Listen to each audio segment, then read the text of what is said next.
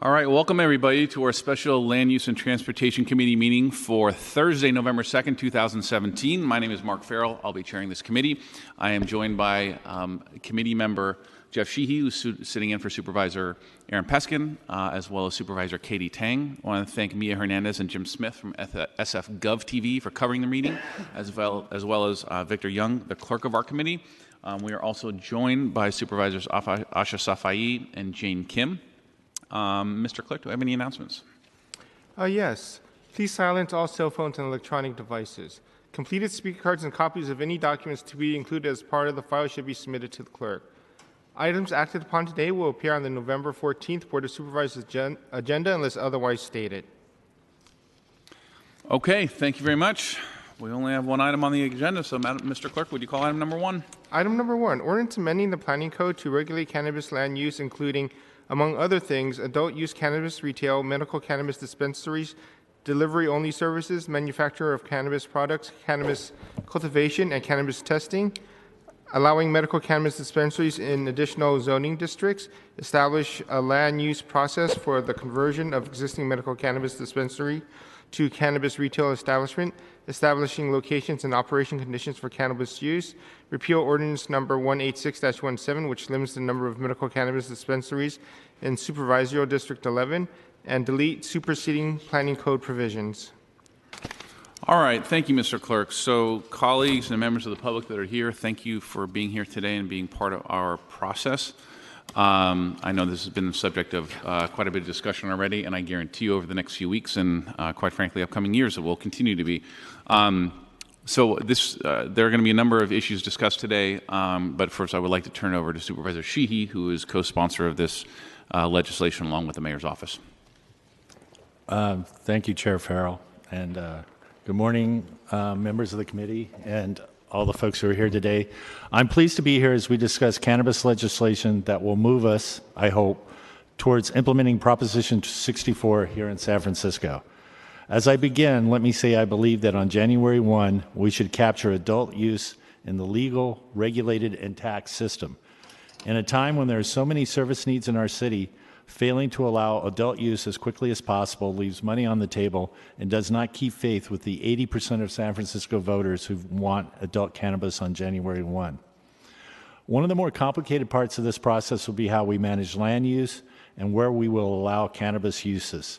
Most people have focused on the retail aspects, but I want to note that today's ordinance regulates retail as well as non-retail uses such as manufacturing, cultivation, and testing. I know planning staff is here to discuss recommendations of the Planning Commission, but first I want to discuss amendments I plan to propose today. At a very high level, the legislation creates a new section 190 that will govern the change of medical cannabis dispensaries to add adult use. So first, in terms of pipeline. As introduced, the ordinance only allows those dispensaries that have a valid permit as of the effective date to convert on an expedited basis. I'm proposing an amendment I discussed with Nicole Elliott at the Office of Cannabis that would allow anyone who has submitted a complete application before May 8th but has not yet been issued a final permit to take advantage of this provision. This morning, I was informed by the Office of Cannabis that an operator in my district at 2055 Market Street submitted on July 19th, so I would ask that we change that date from May 8th to July 20th. This still requires them to get all the approvals, but simply makes the expedited process Section 190 that Section 190 provides available to these pipeline applicants. Yesterday, we added comprehensive noticing language to the operations ordinance. So based on discussion with the department, we're making two amendments that will make sure all appeals are handled in a timely manner. The first, which can be found on page 8, lines 21, 22, would strike the notice under 311 and 312. On page 9, lines 8 and 11, we request that the Office of Cannabis and Planning issue permits concurrently.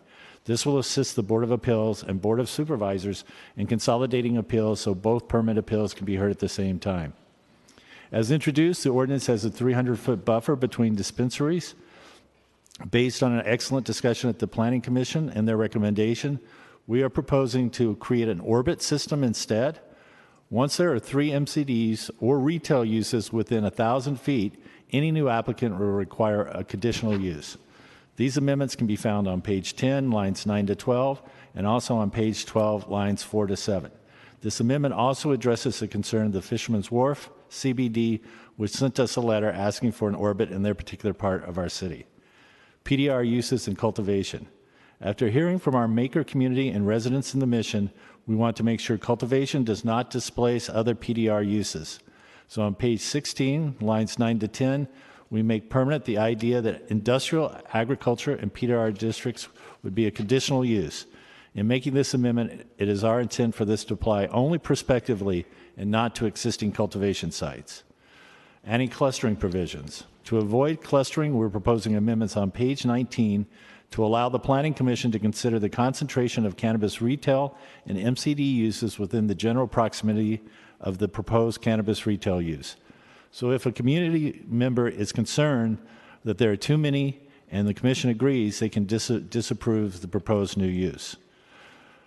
District 11 limit. This ordinance would repeal the District 11 limit, but we want to ensure no change in District 11. So on page 26, we would restate that MCDs and cannabis retail are not allowed in the NC-S zoning district. This refers to our few neighborhood shopping centers in San Francisco. In addition, on page 34, we restate that within the Excelsior Outer Mission NCD, no more than 3 MCDs or cannabis retail uses may be permitted at any given time. And I think in a minute we'll hear from Supervisor Safai to discuss the merits of this proposal. Then an additional amendment, I'd like to strike language on page 12, line 17, I would strike that line. And on page 10,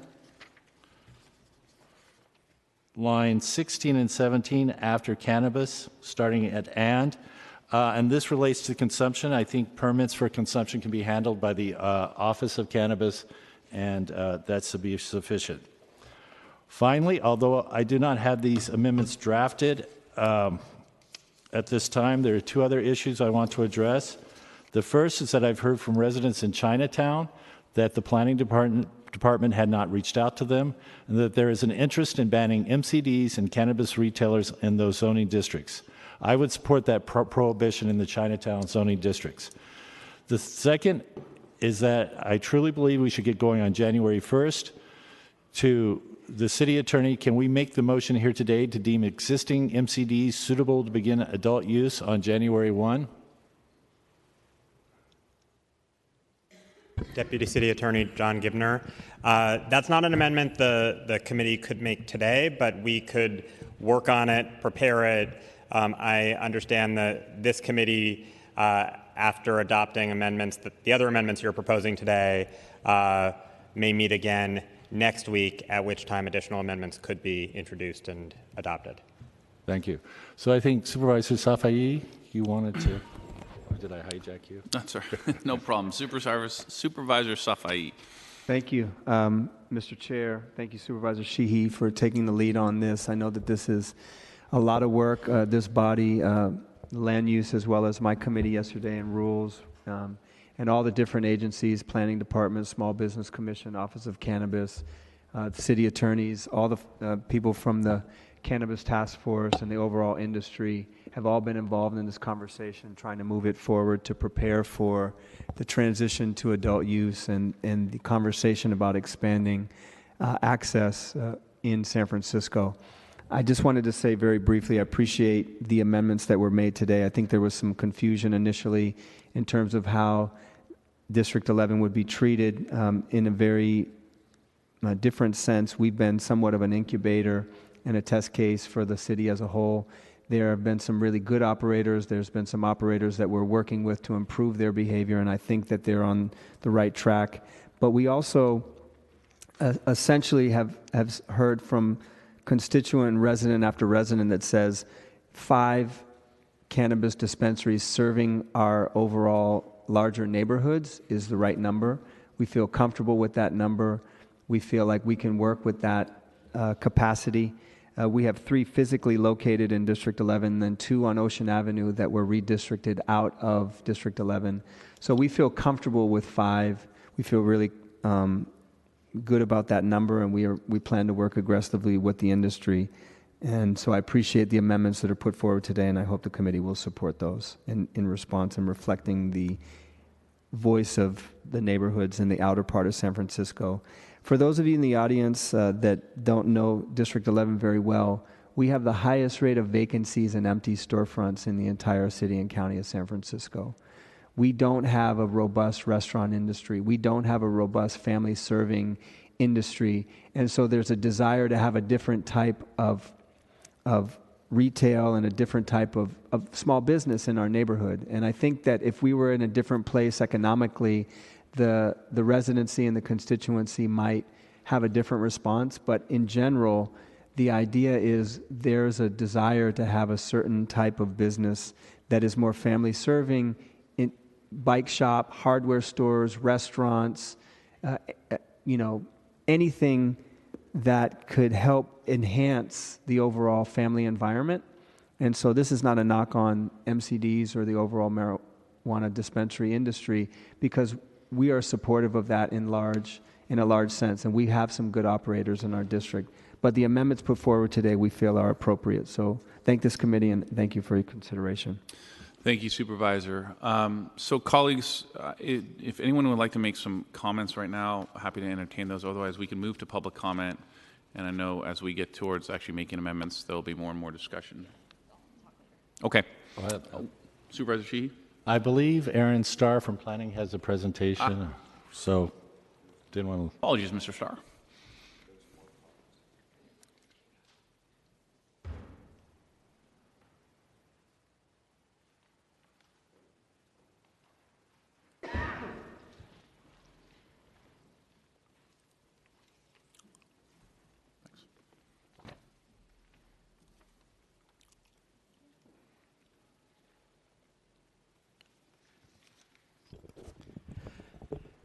Good afternoon, supervisors. Thank you for giving me the opportunity to speak today. My name is Aaron Starr. I'm the Manager of Legislative Affairs for the Planning Department. Today I'm going to go over the proposed land use regulations and also the Planning Commission's recommendation on that ordinance. So this first slide just covers an overview of my presentation. I'm going to go over what the cannabis industry in San Francisco will look like in year one. I'll go over our non-retail cannabis land use regulations, our new cannabis retail land use regulations, what's going to happen to our medical cannabis dispensaries, the conversion process is currently drafted in the ordinance for MCDs converting to cannabis retail, and then the Commission's action. So year one, first and foremost, only social equity applicants and businesses that have been operating in San Francisco prior to September of this year will qualify for a license from the Office of Cannabis. And no adult use cannabis licenses will be issued in the city until the city establishes an equity program, and the Office of Cannabis is currently in the process of looking at that. Currently, there are around 42 medical cannabis dispensaries in the city, all of which will be eligible to convert to cannabis retail in 2018. The number of non-retail uses operating in the city is unknown at this time, and the Office of Cannabis has opened up a registration process for existing non-retail businesses, and this closes in November. And then only those non-retail businesses that have registered would be eligible to get an operating license in 2018. So for non-retail cannabis, the city already has a very robust regulatory structure for non-retail uses. So for instance, manufacturing, this would fall under either our light manufacturing definition if there are no volatile organic compounds used to extract the THC, or agriculture and beverage processing 2 if VOCs are being used. Light manufacturing is pretty permissive, or is a pretty permissive use throughout the city. It's allowed in most PDR, downtown, eastern neighborhoods, and SOMA districts, whereas the accessory and beverage processing 2 is only allowed in PDR districts and typically with conditional use authorization. For growing cannabis, this would fall under industrial agriculture. This allows indoor growing only and limited to 22,000 square feet of canopy. It's allowed in our PDR, C2, our downtown C3S district, some eastern neighborhoods, and some SOMA districts. For distribution, this would fall under our wholesale definition. It allows for distribution of cannabis for wholesale purposes. And for delivery-only retail, this would fall under our parcel delivery services, which allows retail sales where no on-site retail is present. This would be allowed in our downtown PDR, SOMA, and Eastern Neighborhoods districts. And then finally, we have our testing license, and this would fall under our laboratory land use designation. Allows for testing of cannabis and cannabis products. It's allowed in most downtown, PDR, Eastern Neighborhoods, and SOMA districts. So for cannabis retail, the ordinance currently has a 600-foot buffer around schools, or what's called sensitive uses. There is currently a clustering provision that would prohibit MCDs or cannabis retailers from establishing within 300 feet of another cannabis retailer. For on-site consumption, the planning code does permit on-site consumption as long as there's authorization from the Office of Cannabis and Department of Public Health. On-site consumption includes a myriad of things: on-site vaporizing, smoking, eating, salves, bombs, etc. However, on-site smoking via vaporizing or smoking, on-site consumption, is only allowed for the 8 existing MCDs that already have it. For our district level controls for cannabis retail, obviously it would be prohibited in residential districts. It's also prohibited in NC1 districts. In RC districts, it would be permitted on the ground floor and require conditional use above. In NC and Chinatown districts, it would be allowed on the second floor and below with conditional use. In PDR districts, only micro businesses would be allowed to have cannabis retail. In the Eastern Neighborhoods districts, notice would be required through 312 notification, and CU is required in the South Park district and the MUG district. And then finally, in the C2 and downtown and SOMA districts, it would be permitted as of right. So this is a map of what that looks like. The blue is our NC and Chinatown districts. The brown is the RC districts. The yellow or gold is the downtown and SOMA, and the sort of purplish color is Eastern Neighborhoods. And this is an example of what the green zone will look like. The green zone is our term for where cannabis or where MCDs and cannabis retail can be sold in the city. So the purple is our existing green zone, and the purple inclusive of the green is the proposed one. So you can see there would be a significant expansion of the green zone with the 600 feet. For medical cannabis dispensaries, we went back and forth on this a bit, but we chose to maintain our MCD definition. First of all, it provides us a clear conversion process. Having 2 distinct land uses is a much clearer way to convert from one use to another. We also think of MCDs as a less impactful use. So starting January 1st, the rules for medical cannabis will be more stringent. Only your attending physician can offer you or prescribe you cannabis. Also, we heard from the medical cannabis community in San Francisco that they would like to maintain San Francisco's unique medical cannabis industry and culture. And we're also sort of hedging our bets. The unknown, we don't know what the adult use cannabis market will look like and how it will impact our MCD industry. So for the zoning provisions for MCDs, we're trying to create parity between cannabis retail and MCDs. So in that respect, the 1,000-foot buffer would be shrink to 600 feet around schools. The existing provisions for NC districts would remain the same, however. So if the district currently requires mandatory discretionary review, which most do, it would still require mandatory discretionary review. And if it requires conditional use, which a handful do, it would still require conditional use authorization. And then MCDs would be principally permitted in other districts. We also slightly expand the area where MCDs are allowed to SOMA districts where they're currently prohibited, and on the second floor in NC districts where they are typically prohibited. So for existing MCDs to convert to cannabis retail, first of all, we would not require conditional use authorization. It would just be a change of use permit that they would apply for at the planning department. In some districts, it would require neighborhood notification. So in our NC districts and some Eastern Neighborhood districts, there is a 312 notification requirement. They would still be subject to discretionary review, CEQA, and Board of Appeals. And to take advantage of this conversion process, it would have to be filed before June 30th of next year and approved by December 31st of 2019. So the Planning Commission heard this item a couple weeks ago, and they voted approval with modifications. In addition to some clerical modifications, which I understand that Supervisor Sheehy has incorporated into the ordinance, they also voted to keep the 1,000-foot buffer around schools. The ordinance, as I said, proposes a 600-foot buffer. Increasing the buffer does significantly reduce the number of storefronts and neighborhoods where MCDs and cannabis retail can locate. For the clustering provision, they voted to remove the 300-foot anti-clustering rule and replace it with the orbit option. The orbit option is currently, as proposed, would allow new retail cannabis locations if there are no more than 2 other cannabis retailers within 1,000 feet. And then the commission also voted to include NC1 districts and Supervisory District 4. This would allow retail cannabis locations west of Sunset Boulevard. And with that, that concludes my presentation, and I thank you for that. What did he say? Oh.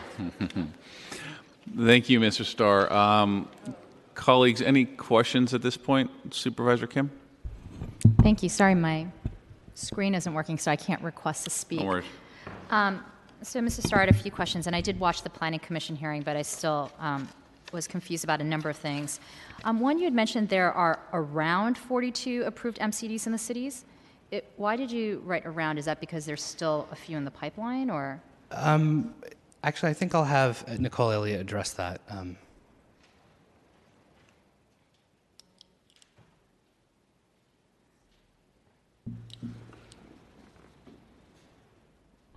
Nicole Elliott, Office of Cannabis. Supervisor, there are still pipeline cannabis retailers, both delivery and storefront, moving through the Article 33 process.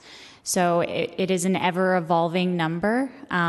Sometimes we're seeing, and DPH can speak to this as well, but we're seeing director approval of a couple any given day. So, I'm sorry, what do you mean director? Director of what? DPH, do you want to speak to this question?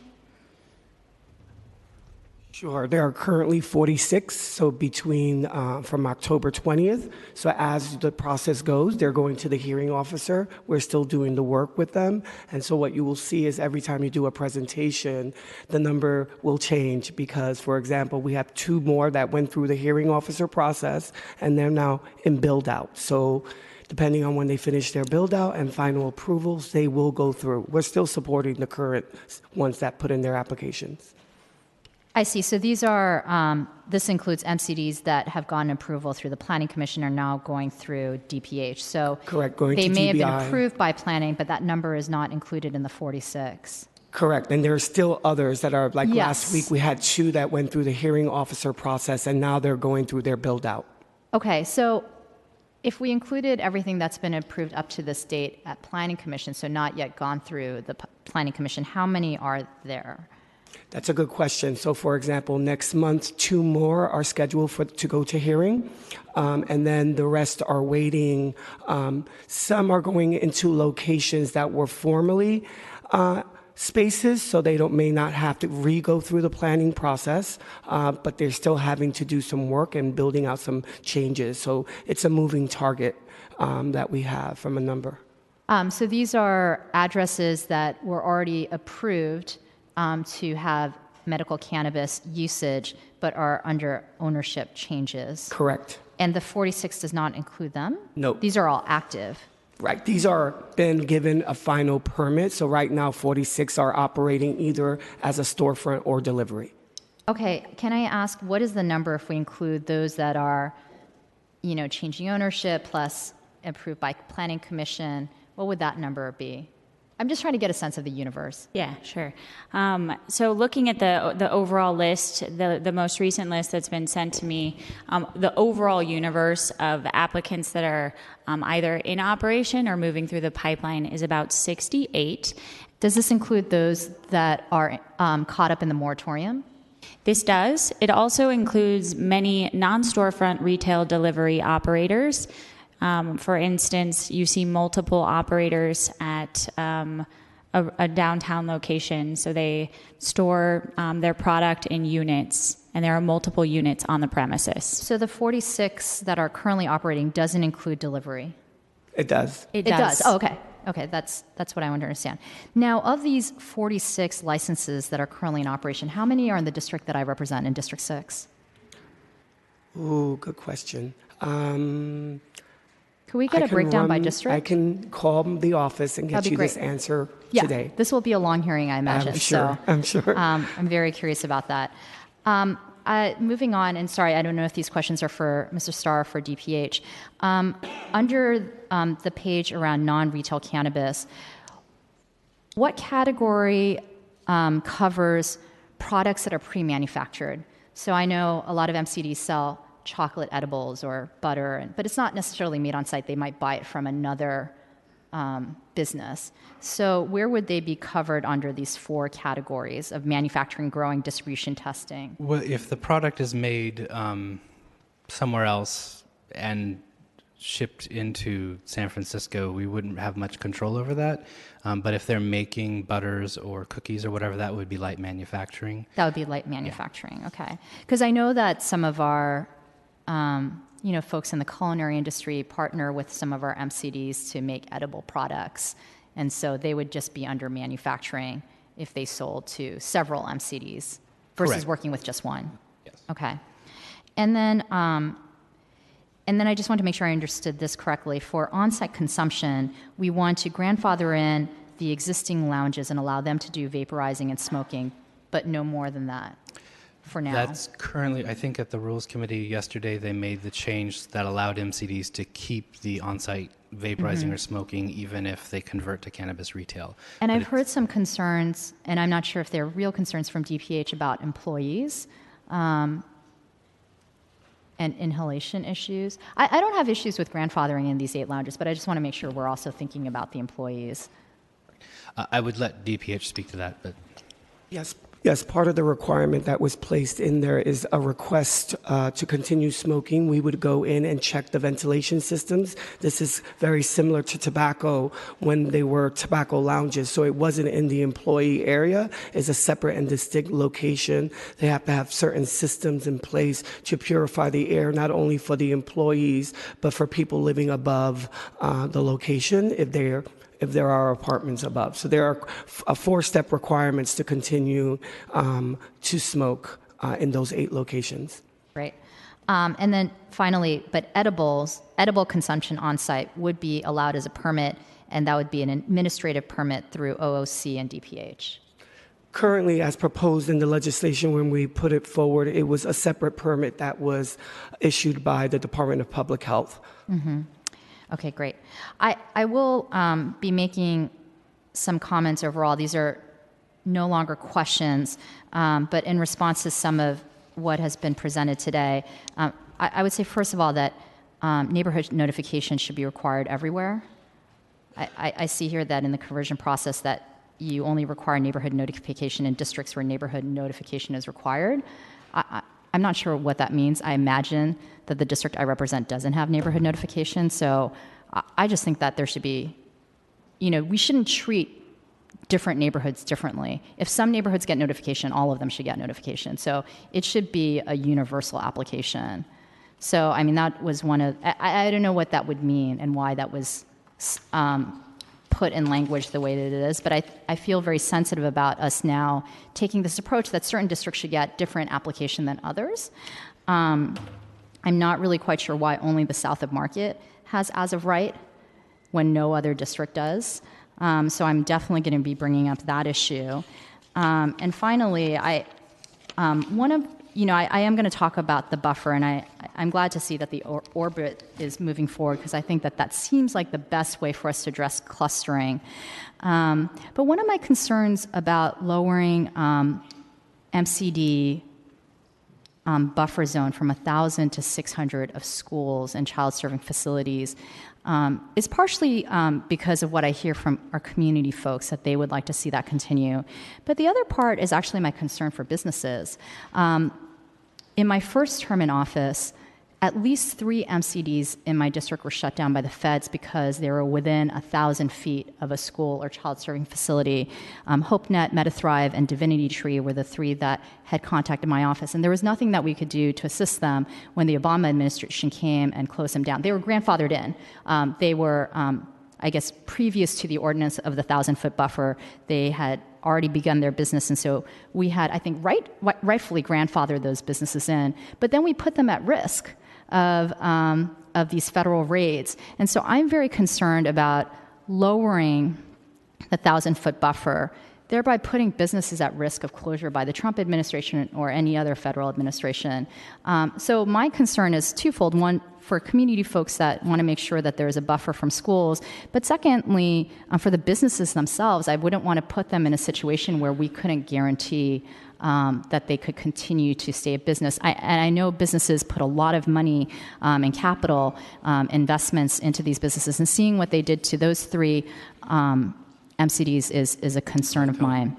I'm very interested in what it would mean to include childcare and how we define that, of course, and I know that came up in Planning Commission. I know Supervisor Tang has been talking to you about that as well, at least initially as we roll out adult use. I'm very open to kind of looking at a phased process, but really constricting it initially so we can see how legalization works in San Francisco first with our existing group of businesses, which I know is what largely is moving through Rules Committee, minus the equity applicants. But I think those are some of the issues that I will be bringing up over the course of this hearing today. Thank you. Okay, thank you. Colleagues, if no other comments right now, why don't we go to public comment? I have a bunch of speaker cards. And I will call them up in order that we have them submitted. Vince Courtney, Jim Lazarus, Joel Keneally, Marlene Norman, Elizabeth, Keena Middleton, Xavier Lampkin, Bobby Bruno, Johnny Delaplane, Michael Starr, and Steffi Kachina, and Winnie McPherson. We'll call those up first. Please line up. Everyone will have 2 minutes. Thanks for being here. Let's get going. Thank you very much, Supervisor. Good morning. My name is Vince Courtney. I'm with the Laborers International Union. We represent approximately 5,000 union members, and then obviously in Northern California, 46 counties. One of the things that we spoke about yesterday, we want to keep speaking about, is our desire to assist the community workforce at having opportunities in this new industry to gain access to these technical positions. I think everyone already knows that the Laborers Union has been working since 2004. Community workforce objectives, we were approached by the city on many occasions to assist the city at employing folks from communities that have been in part underserved because of cannabis, marijuana. And now I think the social justice piece is to make sure that those communities are given an opportunity to build back up based on the new approach to cannabis. We represent gardeners in Golden Gate Park, whether it's at the Japanese Tea Garden, the Harding Park Golf Course, the Arboretum, and have done so pursuant to a state-certified apprenticeship standard since 2010. We're excited about collaborating with the growers and the industry to put together something with the city and with this board to make sure that folks in the communities that we do target have an opportunity to work not just in a labor or a workforce position, but in a technical profession that we believe they're all entitled to. The people that we represent do incredible work, and we're going to continue with this conversation while we meet with some of the stakeholders and talking about the need to not underestimate the value and the capacity of the community workforce. Thank you very much. Thank you very much. Next speaker, please. Good afternoon, Supervisors. Jim Lazarus, San Francisco Chamber of Commerce. Thank you, Supervisor Sheehy, for your work on this ordinance, as well as the one that's pending in Rules Committee. The business community is supportive of a process that treats these businesses like any other business in San Francisco. It's lawful come January. The voters of San Francisco and California have spoken on this. And we urge you to make sure the legislation that you finally adopt recognizes that these are legitimate business like any other business in this town. Obviously, there's a regulatory scheme that needs to cover this type of business, just like we do alcohol sales or tobacco. But we believe there's this aura of fear that really is not founded. I guess the planning department may have a sense of humor at the end of that slide, but I think there was one in the middle there where it showed a sensitive location as Mission High School. Well, we're not worried about storefront sales of marijuana by Mission High School. They can walk across the street to Mission Dolores Park, and for any decades, that's been the case. 600 foot from a sensitive location is legitimate. The orbit policies suggested by the planning department is a legitimate way to deal with clustering. And really, and I don't mean to be sarcastic about all of this, but when you walk from Muni to this building, you're not going to be worried about a storefront cannabis store that might be across from the library on Grove Street. You're worried about young people in those playgrounds seeing open drug use every day, 365 days a year in that park. That's where the worry is, not over how we retail to adults the use of cannabis under state law. Thank you very much. Thank you.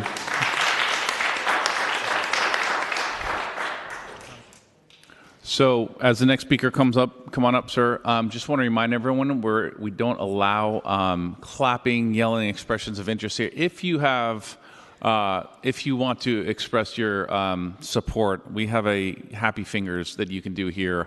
But we want to make sure that we continue to allow people to speak and get this hearing moving. So welcome, sir.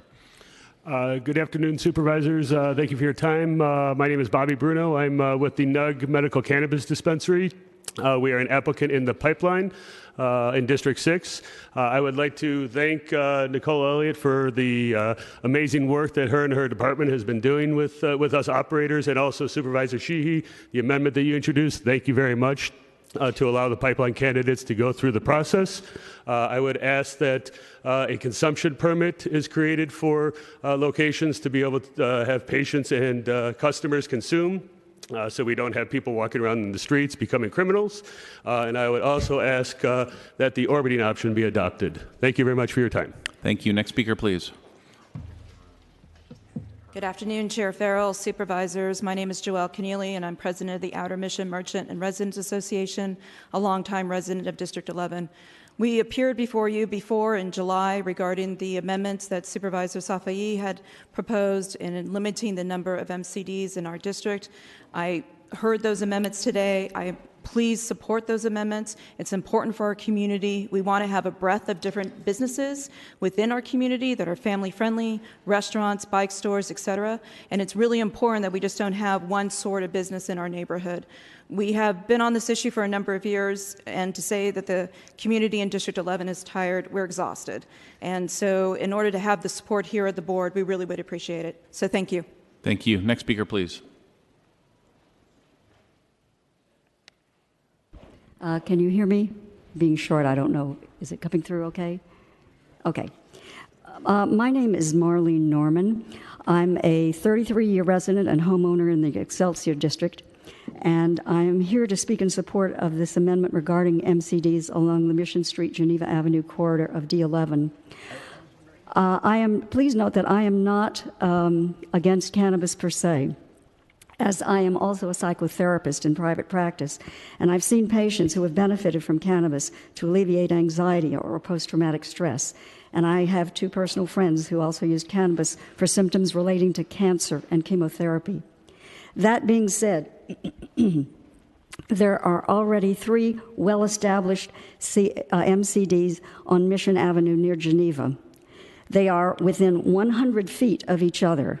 The third MCD is barely a mile away from these two, and we've been dealing, I forgot to mention, I'm also the vice president of the Outer Mission Residents and Merchants Association, and we've been dealing with the clustering issue for several years. We would sincerely appreciate your support by passing this legislation. Thank you for your attention. Thank you. Next speaker, please.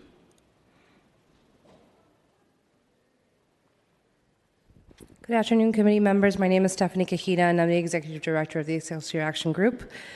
I'm here today to speak in support of the amendments proposed today to the cannabis regulation, solely as it pertains to the language that reinstates the cap on MCDs along D11's commercial corridors. We strongly feel that our community is already well served and has sufficient access to the services provided by MCDs. 5 medical cannabis dispensaries currently serve our neighborhood, offering a comprehensive range of services. Our community fought long and hard for this cap, and I appreciate the thoughtful approach to this matter and the consideration not to undermine the constituents of D11. Similar to Supervisor Kim, I am also very interested in learning more about what the child care and definitions around child care centers are pertaining to this regulation, as D11 also has a lot of child care facilities. We also have a lot of nonprofits, such as the Mission Y or the Mission Child Care Consortium, that wouldn't qualify as schools, that would also be affected by whatever happens here. So I'm also very curious to learn about that too. Thank you so much for your time. Thank you. Next speaker, please. Hello, my name's Michael Starr, no relation to Aaron, and with We Know Weed, which aims to end the stigma surrounding cannabis, which is actually one of the main reasons I think there's so many issues here. And with regards to the zoning and 600 feet, I think it's very admirable to be conscientious of the business owners themselves, Supervisor Kim, but I would think that's a decision that the business owners would get to lobby for. And as we look at other restaurants and liquor stores that are placed into or located near schools, I find it very strange that dispensaries are being put under such scrutiny. And then the other with regards to stigma is also just that cannabis is much more of a movement beyond this. And I remember feeling great pride seeing that the first gay marriages here at City Hall back when legislation was changed for that, and feeling great pride in San Francisco and to be a Californian in general. And I think with January 1st, as Supervisor Sheehy mentioned, 80% of San Franciscans do want adult use, and any provisions that prolong that beyond January 1st are not beneficial to San Francisco and its image and opportunity to really be a front leader of this movement. Thank you. Thank you. Next speaker, please. Hello, Xavier Lampkin, representative for Star Nugs. Thank you for the board for listening. I'm here to speak to ask for the board to consider approving expanding the green zone.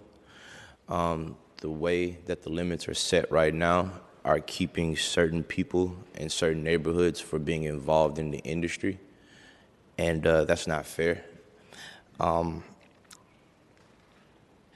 MCDs will also help build the community, providing care, a safe place to use medicine, and educating people on medicine, as well as I see more jobs coming from more dispensaries, because if a dispensary opens up, they should hire people in the neighborhood. I also asked for the zoning restrictions to be based on walking distance as opposed to bird flyover distance, because that right there would help with placing of some dispensaries being further enough away walking distance, but flyover distance would make it closer. Thank you. That's all I have to say. Thank you. Okay. Thank you. Next speaker, please. My name is Keno Middleton. I'm in favor of the 600 feet. I mean, we're a small city. It just makes sense that in order to just allow certain people that haven't been involved in the industry that want to get involved without making that 600 feet marker, how is it going to be possible, especially with like hearing of cap space and just how people are like here speaking on how they're having trouble finding certain locations. It just seems like it just makes sense. Sorry, I'm done now. Thank you. Thank you. Next speaker, please. Good afternoon, Supervisor. My name is Sonia Ng. I live in Sunset District 4. I'm a long-time San Francisco resident. Today I'm here, and also yesterday I'm here. I'm strongly against the MCD open in the residential district, because the residential district is a lot of school and preschool. Just like Supervisor Kim, she concerned the things also our neighbor concern. Because look at the situation, District 6 right now, we don't want our quality life will be taken because open too many MCD marijuana shop in our residential district. So today I'm speaking out. Hopefully, the supervisor listen the residents' voice. we also pay a lot of tax. Not only the marijuana business pay tax. Especially in the residential district, the preschool, a lot of kids, they will be open the door around the neighborhood, walking every day.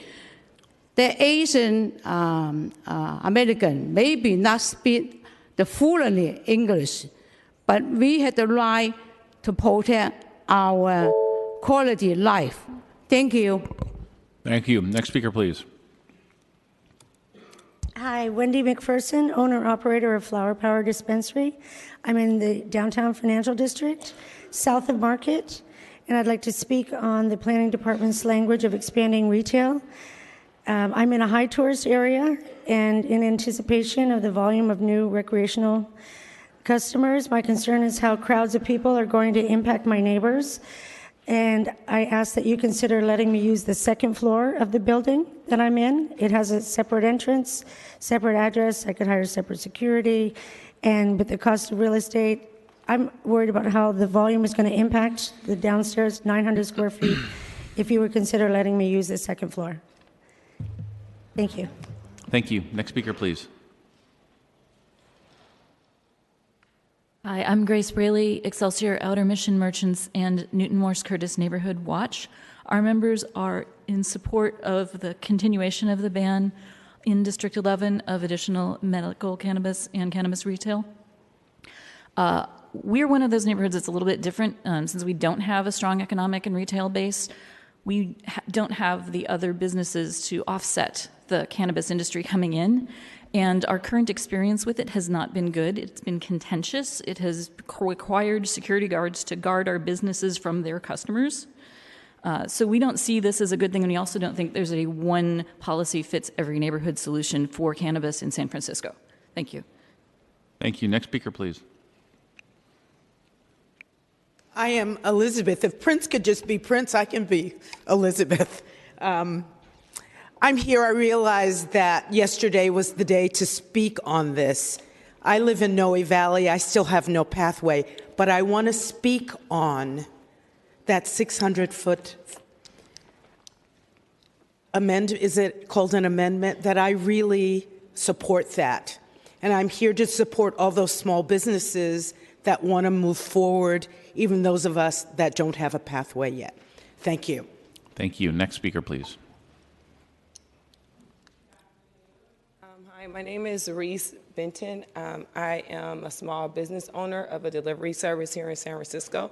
I am here because I'm excited about the equity program that you guys are building.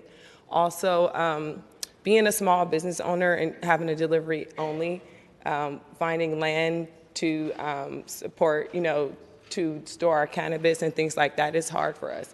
The reason why we are delivery service is because we don't have the funds to be able to be a brick and mortar. And in the new year, that will be our goal, but we also want to make sure that we can also apply for dispensary on site, because in our new pitch and with our investors, we do plan on opening up a retail location next year, but we want to make sure that we are able to do dispensing on site and those permits are allowed. And that's all. Okay, thank you. Next speaker, please. Greetings, supervisors. My name is Johnny Delaplane. I represent the San Francisco Cannabis Retailers Alliance. We are the unified and progressive voice of cannabis retail here in the city with over 10 members, both existing dispensaries and pipeline MCD applicants. We're really excited about the ordinance, and we understand these have been difficult, very fast hearings, and everybody's working really hard, and I just want to say thank you to Nicole Elliott and to planning and to the BOS and everybody involved. You guys are doing a great job. San Francisco can be a leader in cannabis and cannabis ordinance and set the bar for the rest of the state and the nation and the world, frankly. Nearly 75% of SF residents support Proposition 64. We want to use cannabis to unite this city. I would like to piggyback on Jim Lazarus's comments about, cannabis being sold in a store is a very regulated, safe industry. You know, we have larger problems here in San Francisco with public drug use and homelessness that need to be addressed, and we can use cannabis funds to address those issues. And, you know, as a father raising 2 children here in the city, I want to see cannabis funds go towards public schools. And I want my kids to go to better schools because of the businesses that we're all building right now.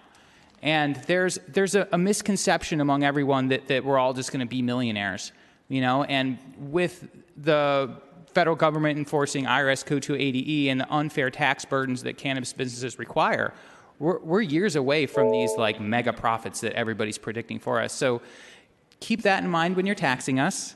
And the final thing is I'd like to thank Supervisor Sheehy for the amendment for a temporary adult use cannabis retail for existing MCDs. Thank you very much, Supervisor.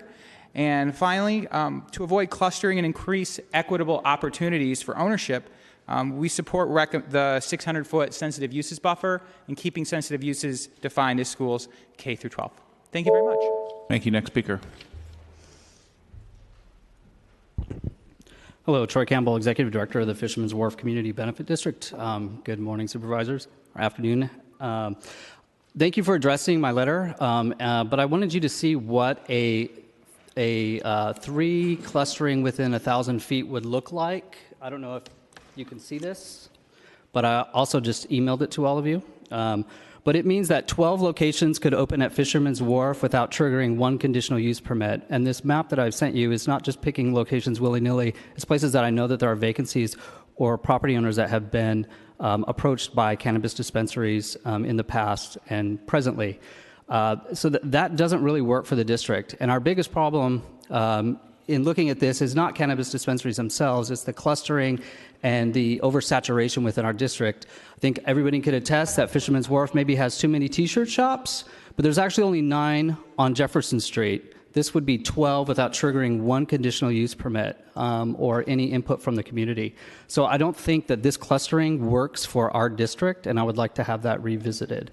Again, we're going through a retail strategy project right now, partially paid for a grant by the city, and looking at different ways that we can diversify the offerings at Fisherman's Wharf and not get too much of one thing, which really hurts the retail industry and the diversity that's offered at the wharf for our visitors. So thank you. Thank you. Next speaker, please. Hi, my name's Katrina Brumal, and I'm a retired teacher that lives in District 11, and I'm just simply here to also representing Nay Street Neighborhood Watch. I'm a member of that organization, and we strongly urge you to continue to support Supervisor Safai's ordinance limiting our MCDs at what they are now, because as it's been stated, we really are trying to build our commercial district. We have had some issues, and 5 is fine, but if you could just please continue to support that moratorium. Thank you. Thank you. Next speaker, please. Hello, my name is Dominic Rapoli. I'm a patient advocate and resident. I would just like to impress upon the Board of Supervisors in terms of consumption sites. I would like to point out in my neighborhood off of 24th and Mission, I could go to practically anywhere across the street from any of the schools nearby and get nicotine and alcohol and be able to consume it. Maybe not the nicotine, but specifically the alcohol. And I would like to have the idea that independent consumption lounges, consumption lounge permits could be created or issued where I can go and bring my own cannabis and consume it safely, like people go to bars to be able to consume their drug of choice safely. Thank you. Thank you. Next speaker, please.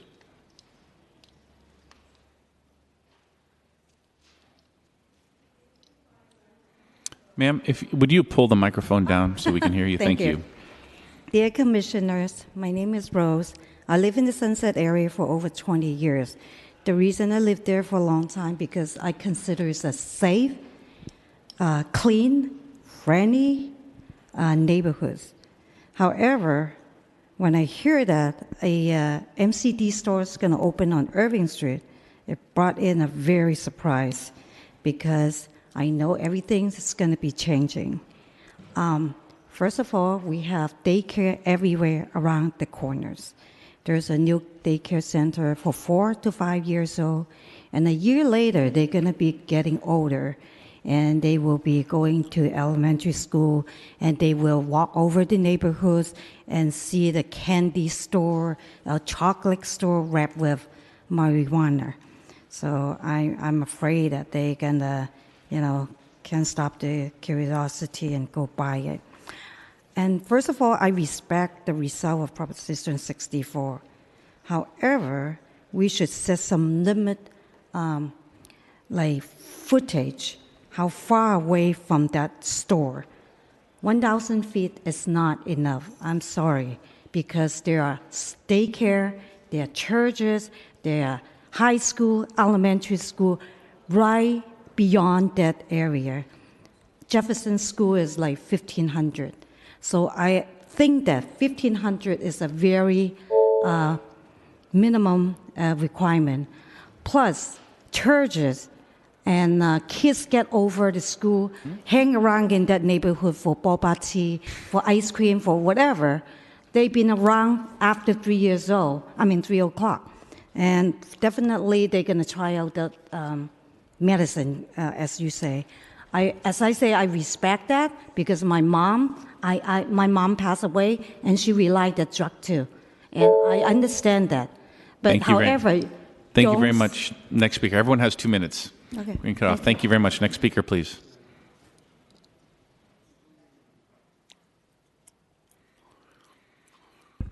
Hi, supervisors. Good afternoon.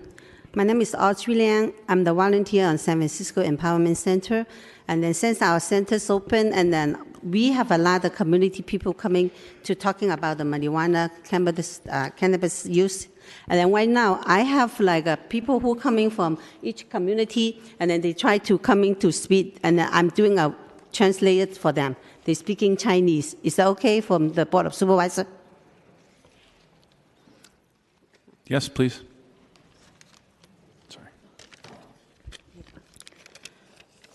我不同意大麻在學校前後附近包括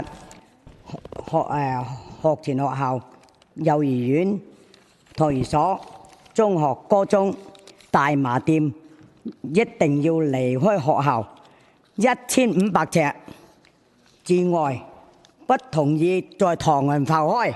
我哋呢仔仔孫孫呢唔應該教育下一代係咁樣做。I'm translating to that. I do not agree the marijuana store open near the school, including the preschool, elementary school, kindergarten, high school, middle school. The marijuana store have to be open away from school 1,500 feet. I do not agree the marijuana store open in Chinatown. Thank you. Thank you. Next speaker, please.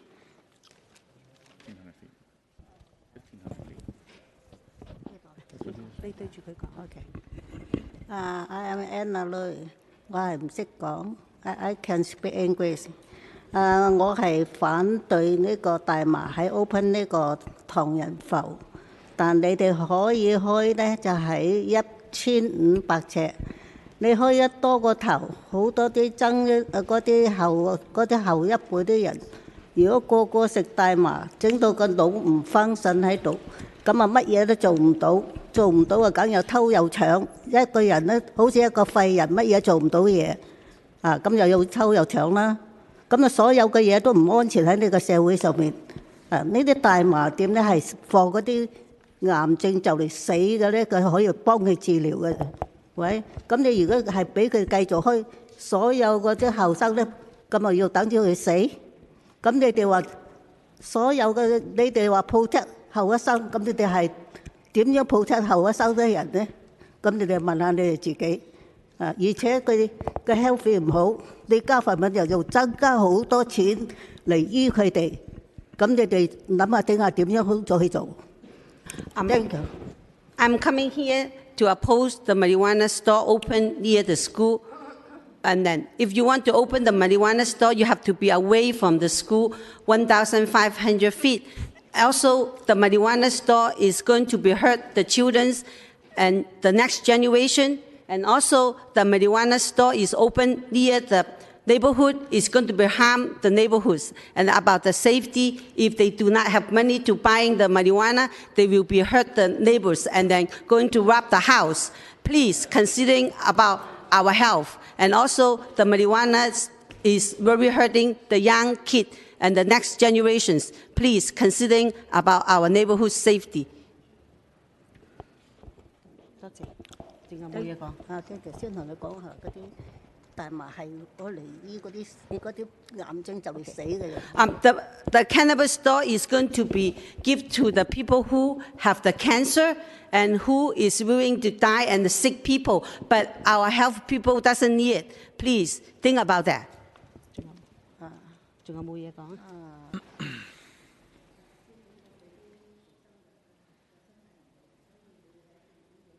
嚟醫嗰啲後生，咁啊，你哋點樣想點？The marijuana is going to be hurt the young people. If the young people are taking the marijuana, it will be hurt them. If they got hurt and then they cannot walk and they got sick, and then what is the money going to make the people's health? Is that the marijuana will be helping the people, the health people, or going to make the worse for the people? What is the government going to think about that? Thank you. Thank you. Next speaker, please. Okay. 你哋坐翻去嗰度都得。大家好，我唔同意咧喺大麻店，佢啊喺學校附近嘅，包括托兒所同埋小學、中學、高中，一定要距離1500呎之外。同時咧，我又唔同意開咁多大麻店、唐人埠，因為會影響下一代嘅成長。會影響我哋社會嘅秩序嘅治安秩序。Thank you.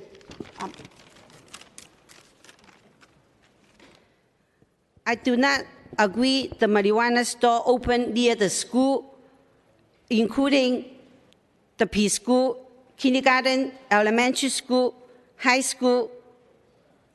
If you open the marijuana store, must be away from school 1,500 feet. Also, I do not agree the marijuana store open in Chinatown because this is going to be hurt our neighbor. It's going to be hurt our seniors. The marijuana is going to be hurt the young kid. It's affecting the next generation's growth. Also, it's affecting the neighborhood safety and healthy families. Okay, thank you. Thank you. Next speaker, please.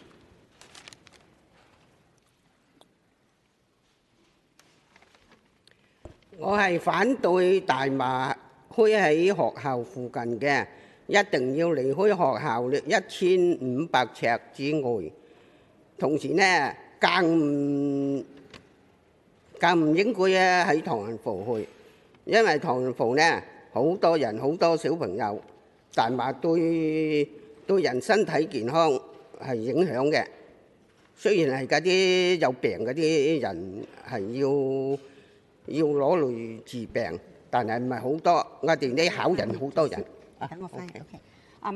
I do not agree the marijuana store open near the school, including the kindergarten, preschool, elementary school. If you want to open the marijuana store, have to be away from school 1,500 feet.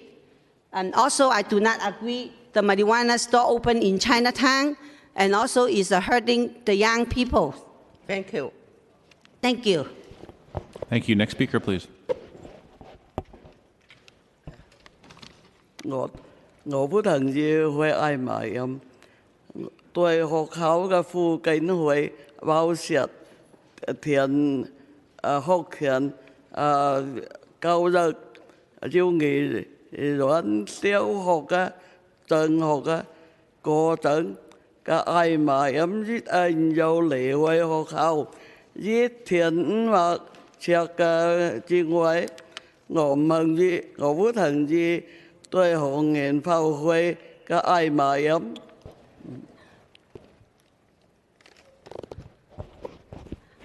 I'm not agree the marijuana store open near the school, including the elementary school, kindergarten,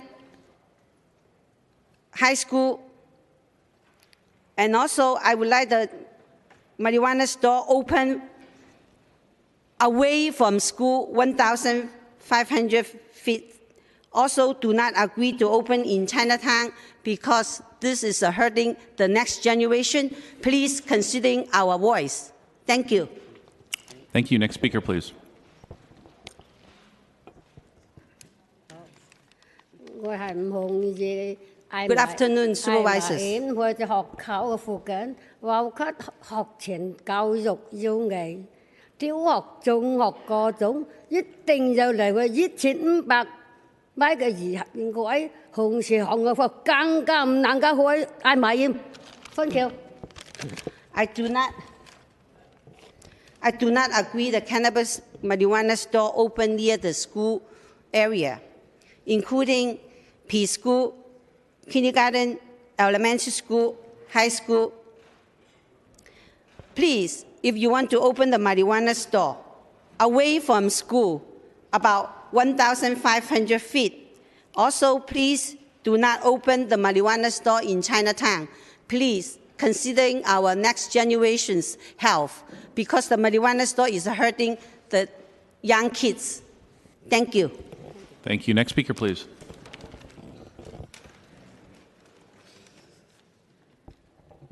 Tôi不同意會嗌埋飲，對學校附近會一人有對1500尺之外，不准對行人發會飲。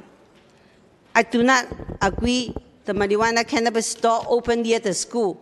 Please, away from school 1,500 feet. Also, I do not want the marijuana open in Chinatown. Please, thank you. Thank you. Next speaker, please. 大家好，我 Good afternoon.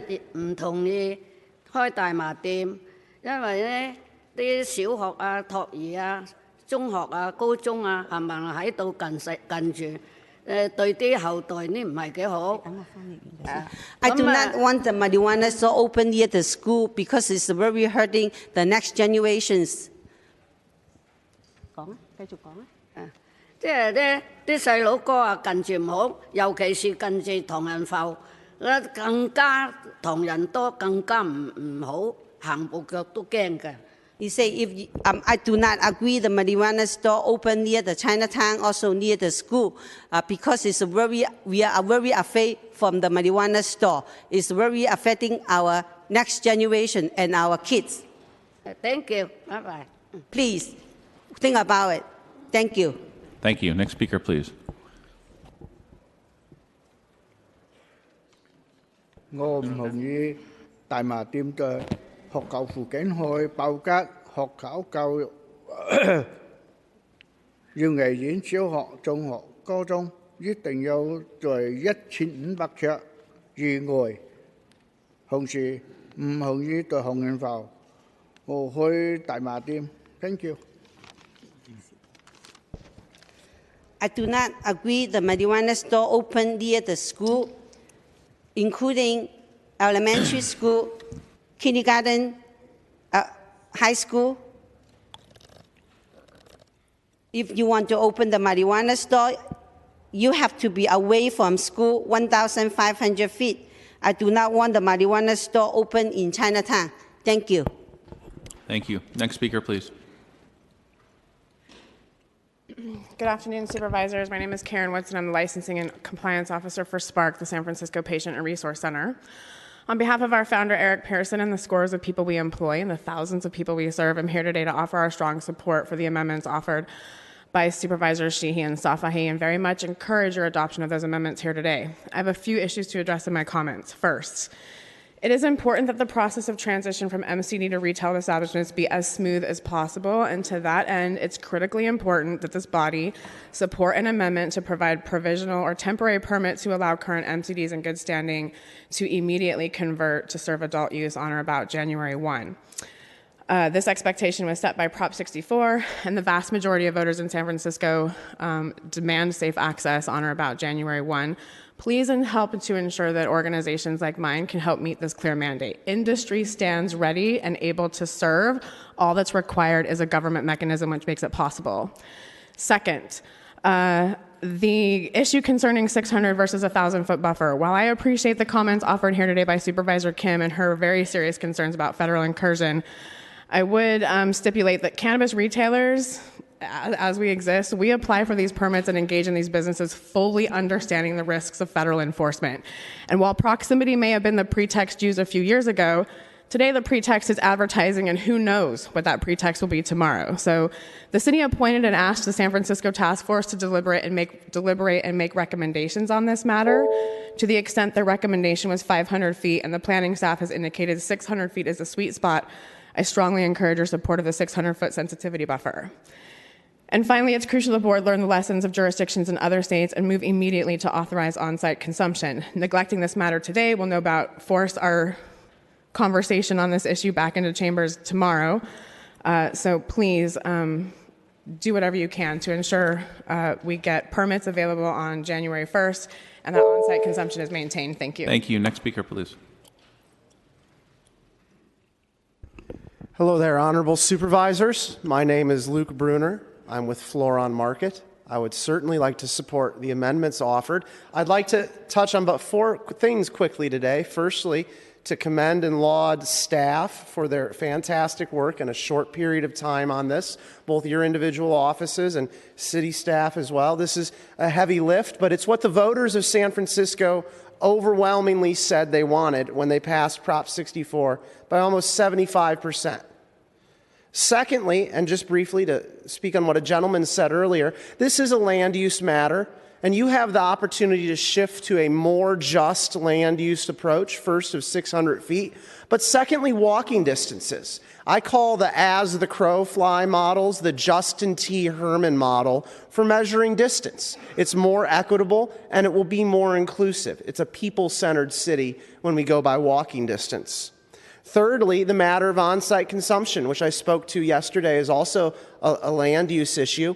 Human behavior isn't going to change, and under Prop 64, if you don't provide on-site consumption, people will just be going to residences. They'll be going to Airbnb, and they'll be smoking joints in residential neighborhoods, maybe by schools. But if they have a consumption lounge, it will be in those lounges. That's why we have alcohol consumption licenses, precisely so people aren't drinking on the street in front of children and so forth. And finally, regarding the matter of a restriction of these in District 11, it certainly is understandable, and I look forward to dialoguing with the citizens in District 11 about this. But all evidence seems to show that cannabis dispensaries, when you have the good operators, increase other businesses. Folks consume cannabis and they want to go to a restaurant. They want to go shopping. They don't go crazy like the propaganda says. Perhaps this is part of economic development. Thank you and have a wonderful day. Thank you. Next speaker. Supervisors, my name is David Hooper. I live in District 11 in Mission Terrace, and I'm also one of the members of the community involved in the effort to rejuvenate the commercial district on Mission Street. I'm here to speak in support of the effort by Supervisor Safai to effectively represent the district and to maintain the limits on the allowable MCDs and/or commercial cannabis establishments. I would also like to speak in favor again of the 1,000-foot limit. Everybody knows what the rules are, and if we start to change that, there's going to be more discussion at the Planning Commission and the Board of Supervisors. I think that you should stay the course on that level. Thank you very much. Thank you. Next speaker, please. Hi. I was kind of disappointed how so many comments were like exactly the same, like they were given a script to read or something, but and how they totally mimicked the reefer madness propaganda from like 1937. But anyways, I replaced prescriptions with medical marijuana because I was having bad side effects, and I'm a lot better now, and like the people are like really misinformed.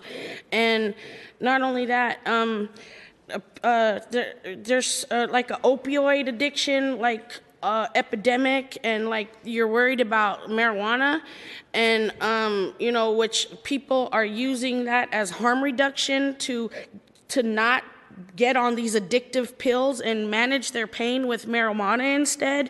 And there's like liquor stores that sell cigarettes and alcohol like across the street from schools, but nobody cares about that. And it's just, it's just sad that, we're still, it's the 21st century, and, we're still having this argument about medical marijuana, and it's just,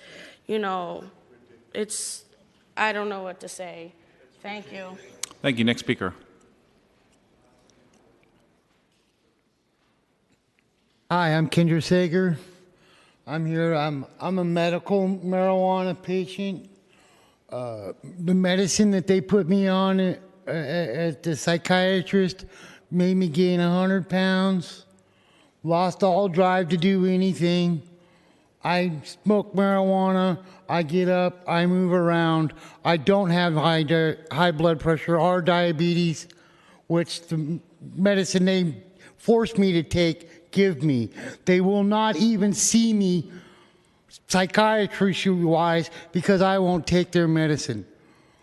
This thing about the 600 feet between schools, I think that's crazy. When I went to school, I went across the street, went into a bar and had a beer. Okay, at 17 years old. What the heck? You know what I mean? They don't care about that. Just marijuana.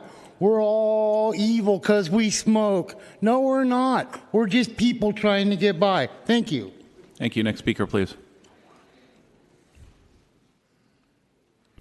Hello, my name is Brandon Brown. I have a cannabis technology company. I have a cannabis delivery service in San Francisco, and I am a pipeline applicant. I'm also going to be an equity applicant. I'm also a part of the San Francisco Cannabis Retail Alliance, and I'm on the Human Rights Equity Working Group. Just want to I touched on the 600-foot rule the other day. But I want to talk about, because of the lack of access to banking, cannabis businesses can only raise capital with private investors. 20% ownership is too low to allow entrepreneurs to scale and retrofit. We need that number moved to 40%, 30%, 40% to make ownership opportunities possible, types of new business applications and whatnot.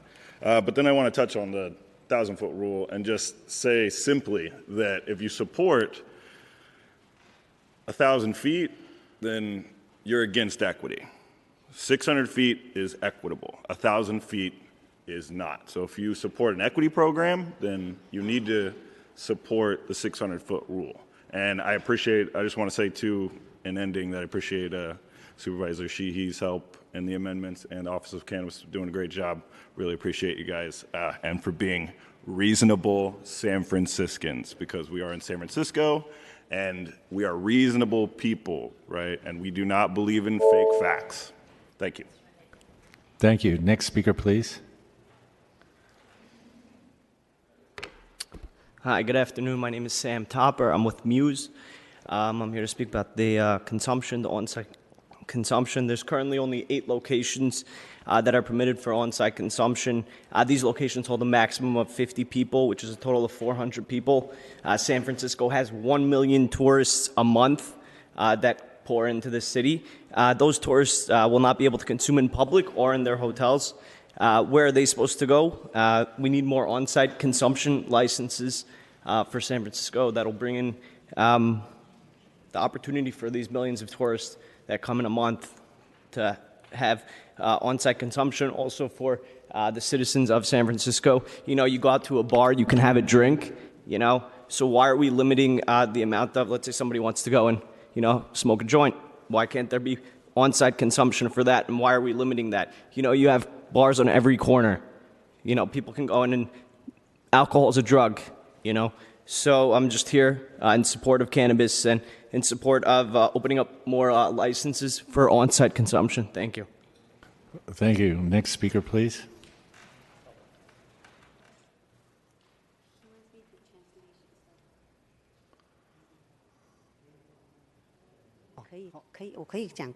He's speaking Mandarins. Yeah.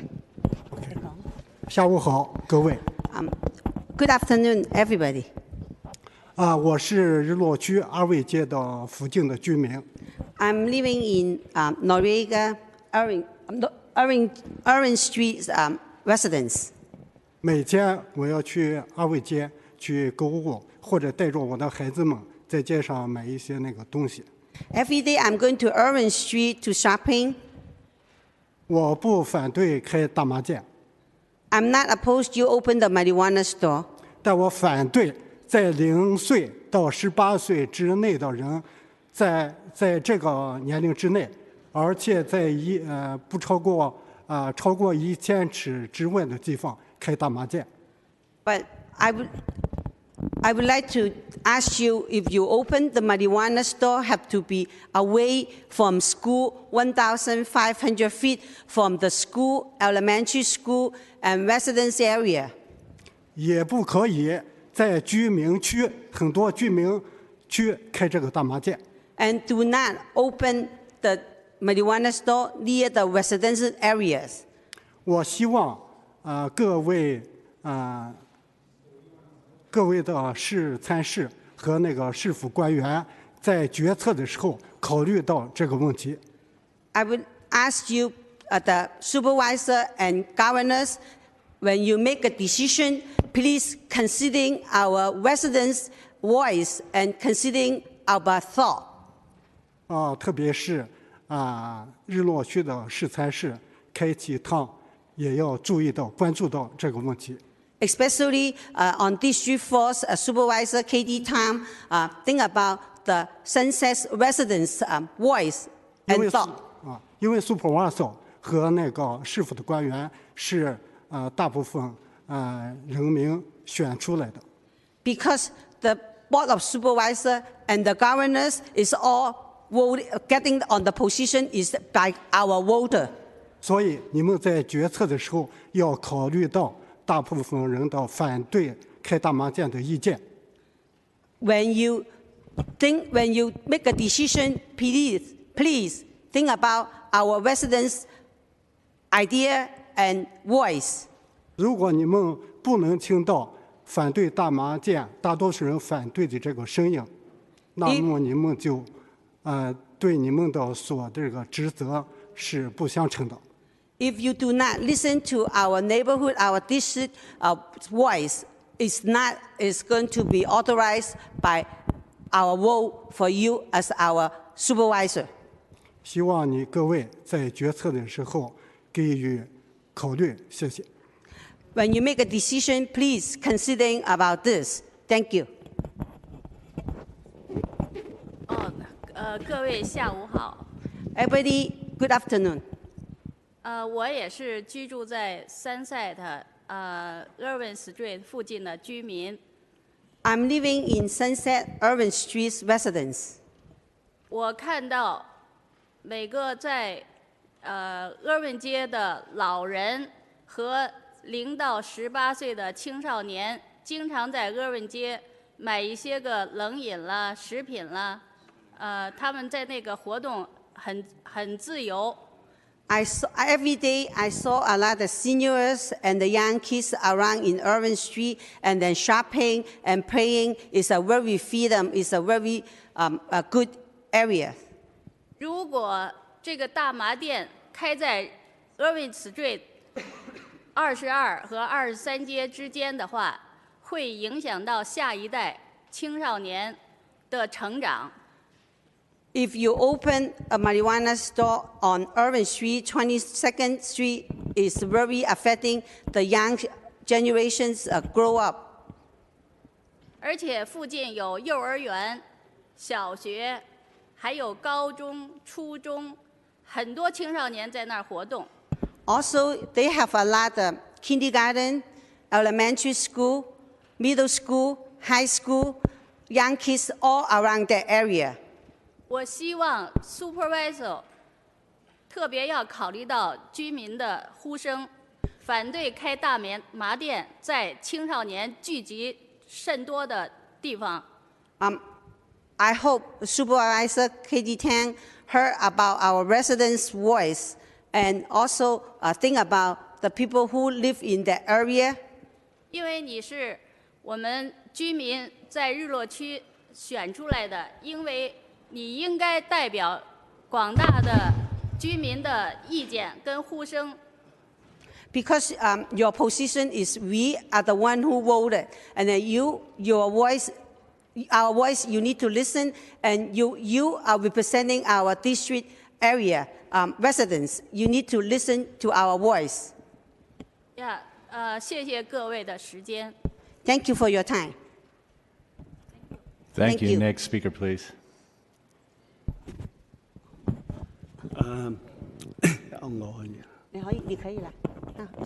Yes, my name is Jia So. I am a chaplain, and I'm a chaplain for Wallian chaplain for Laguna Honda Hospital, and also I'm a chaplain for so many other convalescent homes and nursing homes. And dear supervisors, I love you, and we pray for you, because we believe you love our city and you love our people. So we love you and we pray for you. We pray that God will give you wisdom and empower you to do things for our city. And I believe you love the children and love all the people like me.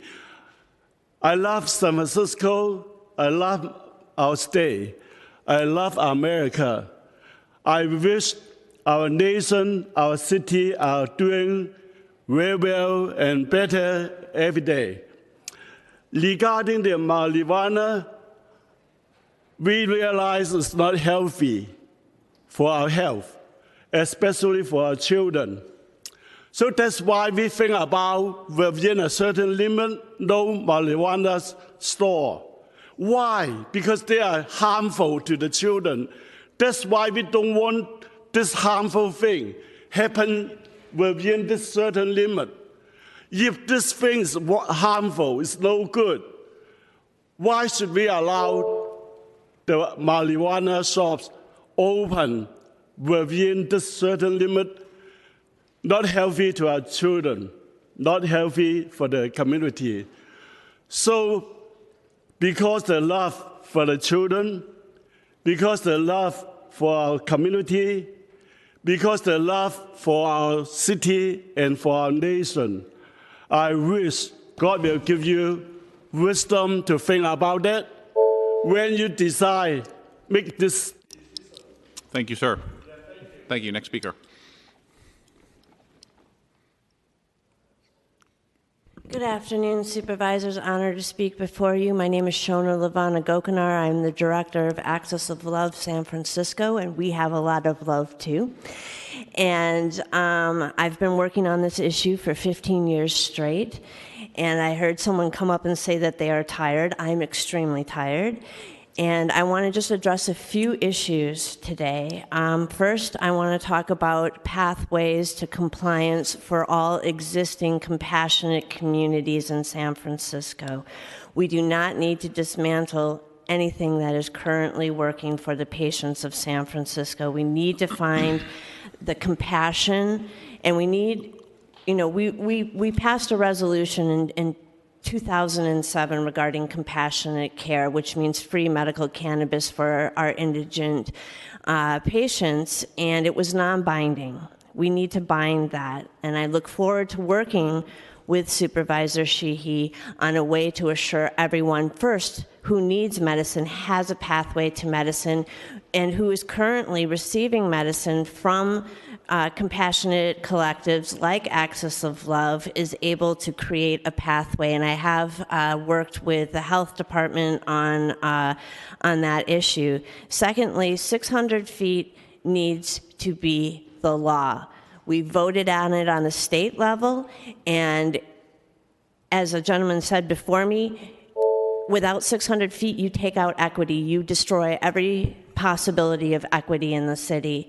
And lastly, I want us to talk about the reefer madness that's going on here today. Many years ago, we did a presentation in front of the police department where we proved that our cannabis businesses improve neighborhood safety. There's not a single case where any elders or any children have been harmed. So I want to ask Mayor Lee and other Asian leaders. Thank you, ma'am. Appreciate it. Next speaker, please.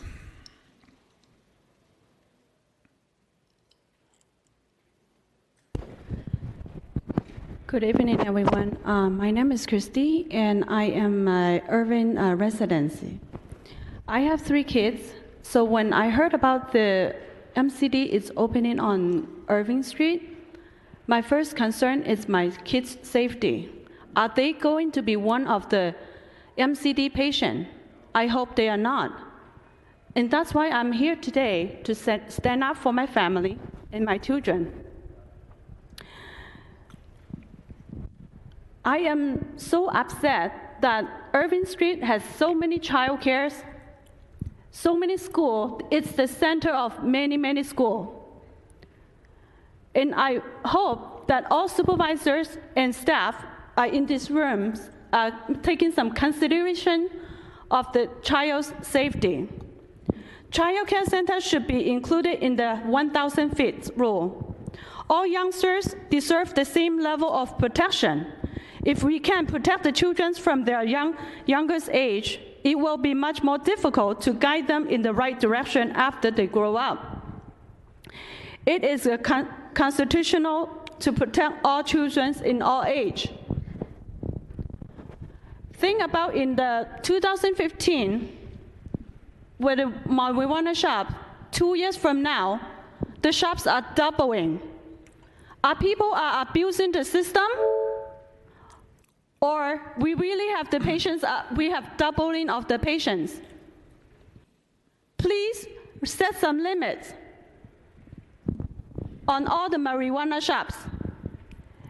And we need some restrictions for all the people have the marijuana license. We need to put some more restriction rule on it.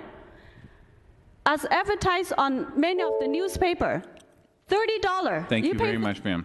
Thank you. Next speaker, please. Hi, my name is Denise Dory. I'm president of the Central City Democrats and a member of Axis of Love SF, a compassionate community that we've been around a long time.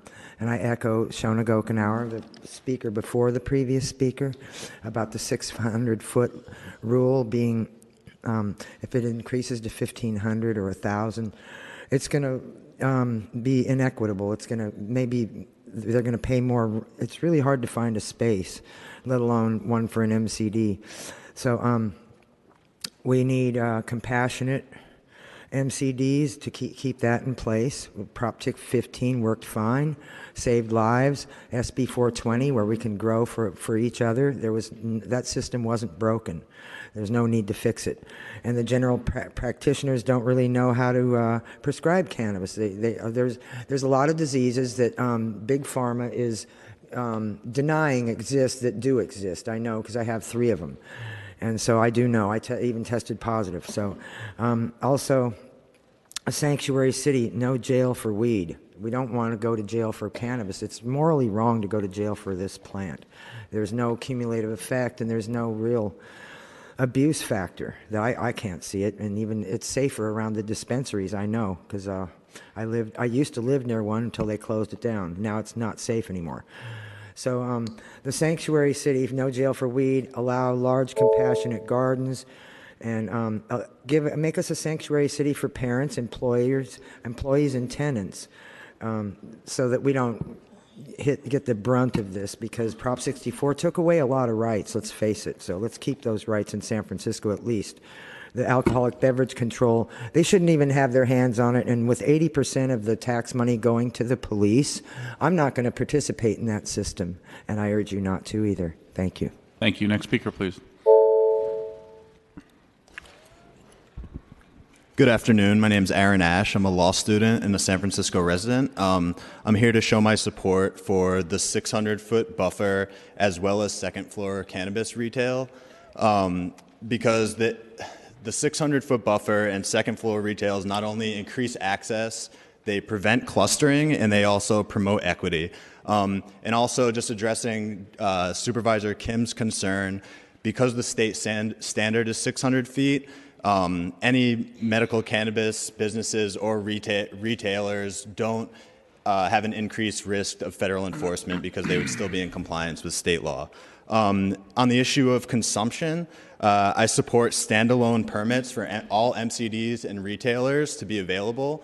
The will of the voters was for people over the age of 21 to be able to purchase and consume cannabis by restricting consumption to only 8 places, 8 MCDs in the city. It is a de facto recriminalization of cannabis, and in my mind, it goes directly against the will of the voters. A lot of residents can't smoke in their houses, they can't smoke in public places, as well as tourists, so you're really forcing them into the streets of residential areas, into parks, into places where they're just going to be criminalized for something that we overwhelmingly voted to decriminalize and to actually legalize. I'm also in support of January 1st allowing MCDs to convert to adult use, because again, we voted for this, and it would really be an embarrassment for San Francisco to be behind the rest of the state in implementing this very important policy. Thank you for your time. Thank you. Next speaker, please. Hello, good afternoon. I spoke yesterday, but I'll reintroduce myself. My name's Tamar Moritz, and I'm the California Regional Director for BDS Analytics. We're the leading market research firm in the cannabis industry. I read out a few numbers yesterday that I quickly put together, but I want to lay out something a little bit more concrete here as you make decisions around dispensary zoning in San Francisco. In Colorado, which boasts a stable adult use market with steady 35% annual growth, there are roughly 700 storefronts supporting a population of 3.5 million adults over 21, which I will just call adults from here on out. That equates to approximately 5,000 adults per storefront. How do I make something on the slide show up? Okay. Can you see that? So, and if you guys need handouts, I have handouts, so I'll give that to you later. According to our most recent survey in California, 23% of adults currently consume cannabis, while 38% would consider consuming in the future. That rounds out to about 60% of adults in California that are likely to consume cannabis in 2018. San Francisco, the city with the highest cannabis consumption rate in the world, has a daily adult population of 1.5 million, including tourists and commuters. With the approximate 30 active storefronts currently operating in the city, we are looking at 50,000 adults per storefront, 10 times the demand to supply ratio of Colorado. Many members of the opposition are worried that opening more dispensaries in their neighborhoods will result in criminal activity and loitering. I can tell you that if supply does not meet demand, criminal activity, the black market, will continue, and loitering will be inevitable, as there will be lines out the door of every single dispensary in the city. The only solution is additional, well-distributed access to cannabis. A Gallup poll released this week revealed that U.S. support for full federal cannabis legalization is at an all-time high at 64%. With this global revolution clearly underway, as a proud resident of San Francisco, the most progressive city in the world, and the impetus behind cannabis legalization in California, the United States, and let's be honest, worldwide, I expect nothing less than for us to see expect nothing less than to see us lead this next wave of the cannabis revolution and do it right based on facts and not misguided beliefs based on incorrect facts. Thank you. Thank you. Next speaker.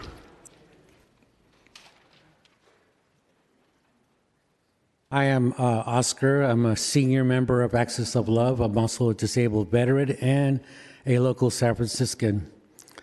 And what I have to say today is I'm for the 600 feet. Also, I noticed that in the Avenue Sunset area, got it. Thank you. Certain communities are against this because of schools, but I have to say one thing is we need education. Education is the most important thing to this issue because I read an article. There was a brass vase found in China long before the Europeans even made grape wine, that they found and analyzed it, and it had cannabis and rice wine. And this is long, long before wine was even invented, and this goes way back. Education is very important. And also, as far as the cannabis tax money, I would like to, if you want a solution for homelessness, let's put that money to use. Let's open facilities that could at least educate, medicate people that need help. And there's a lot of disabled and mentally impaired out there that are homeless. And since they closed down the state institutions years ago, they're out in the streets collecting SSI money and use it for drug use. I'm against that. I wish we could find a solution. And we need dispensaries where we could have more time. Because I was in a wheelchair and I had recovered in a dispensary where I was allowed to go there until closing time. I had nowhere else to go but the streets. So please, let's put this money to use. And I wish I could have your guys' attention. Thank you.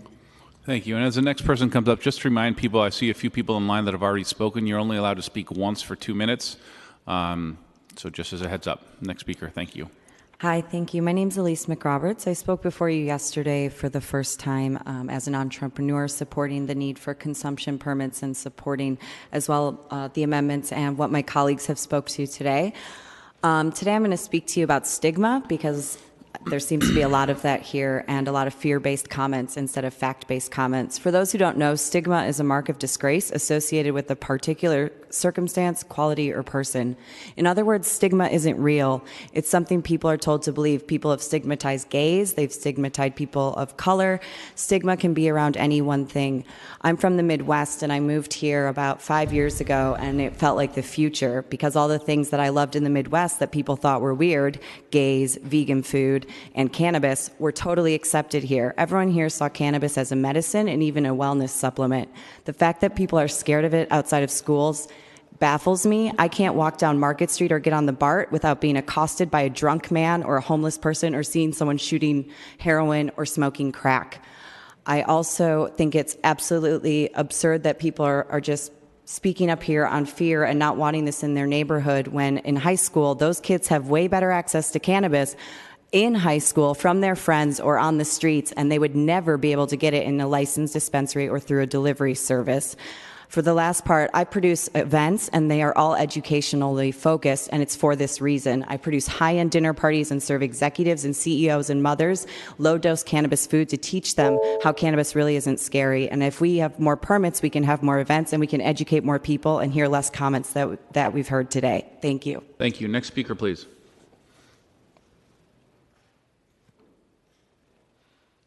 Hi, my name is Michelle DeZitzer, and I was born and raised in San Francisco, and I have a company called Cannabox. And I'm actually similar to Elise McRoberts. I heard a lot of things spoken about today, and I'm for the 600-foot, the reduction to 600 foot on one because of the equity program, and also because if we allow the 600-foot radius, then we would allow to submerge ourselves into the community and allow people to be educated about cannabis. If we separate ourselves, then people won't really understand what cannabis is about, and we're going to create that separation further instead of allow ourselves to educate people about what cannabis is, and also for consumption on premises, because this will allow people to really be educated and allow people to come in and talk to people about what different things are. There's so many different methods that people don't know about. If people are allowed to come into a place and talk to someone, then maybe they'll understand that there's so many different reasons for consumption and that kids aren't going to be tempted and there's no one standing outside giving cookies. I have 2 children myself, and my children are aware that this is a medicine and not just a tool to get high. I think there is a really bad projection of what cannabis is, and this is what we need to change. And the goal of this should be to really educate our community and not just to limit it. Thanks. Thank you. Next speaker, please. Good afternoon, everybody. Thanks for hearing us. What I'm hearing today, it seems like this is really the pros and cons to access to cannabis. And the 1,000 feet makes it harder for access to businesses and harder for constituents of the city to make a business and to get medicine. And so I think it's really important that we think about reducing that and making it easier for businesses and patients to get their medicine. Something we should be making easier, not harder. I also wanted to talk a little bit about the pathway for pre-existing businesses. I think it's really awesome that you guys are doing this, but I would love to see it made a little easier for pre-existing businesses because, as you know, we haven't been allowed to be businesses for so long, and to ask us to conform in such a short amount of time does make it difficult. I know there's a number of different ideas out there, and I support making it as easy as possible, but I also support having some sort of guidelines. I understand that we need to give something to get something. I also wanted to talk just a little bit about the things that I've heard today. I did not attend Mission High, but I attended McAteer High, and I lived in Bernal Heights. I bought cannabis at Dolores Park before school, during school, after school, on the weekends. So I think it's just really important that we realize it's good operators are not going to be bad for a neighborhood. Good operators will be great for a neighborhood. They'll bring education, they'll bring support. And so using this issue as our future is in danger, I mean, our future is still here. So San Francisco has been smoking pot forever, and we're still here, and now we're trying to become actually a part of society. So make it as easy as you can. Thank you very much. Have a great day, guys. Next speaker, please. Hi, my name's John Martinelli. I'm a senior member of Access to Love and also a disabled veteran.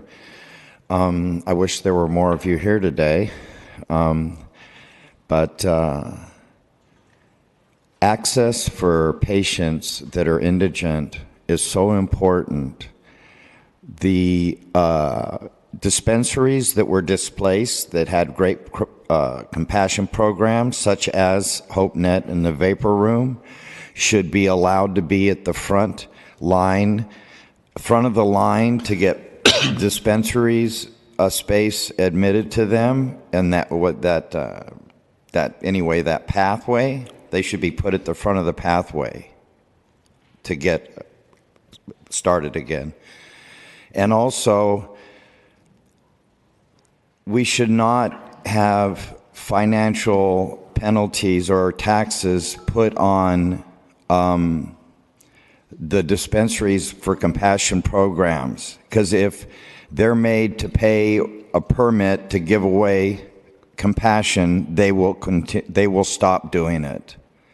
There will be no avenue for people who can't afford medicine and who need it so desperately. And I would be very disappointed if I could no longer help to support other persons that really need it. Thank you. Thank you. Next speaker, please. Good afternoon, supervisors. My name is Travis Kelly. I'm a cannabis industry attorney as well as a pipeline applicant here, in the Soma neighborhood. I'm an applicant of nearly a year. With regards to that neighborhood specifically, I would ask that the supervisors consider the job creation which can occur that are not white-collar or tech industry, something that Soma has lost and desperately needs to regain.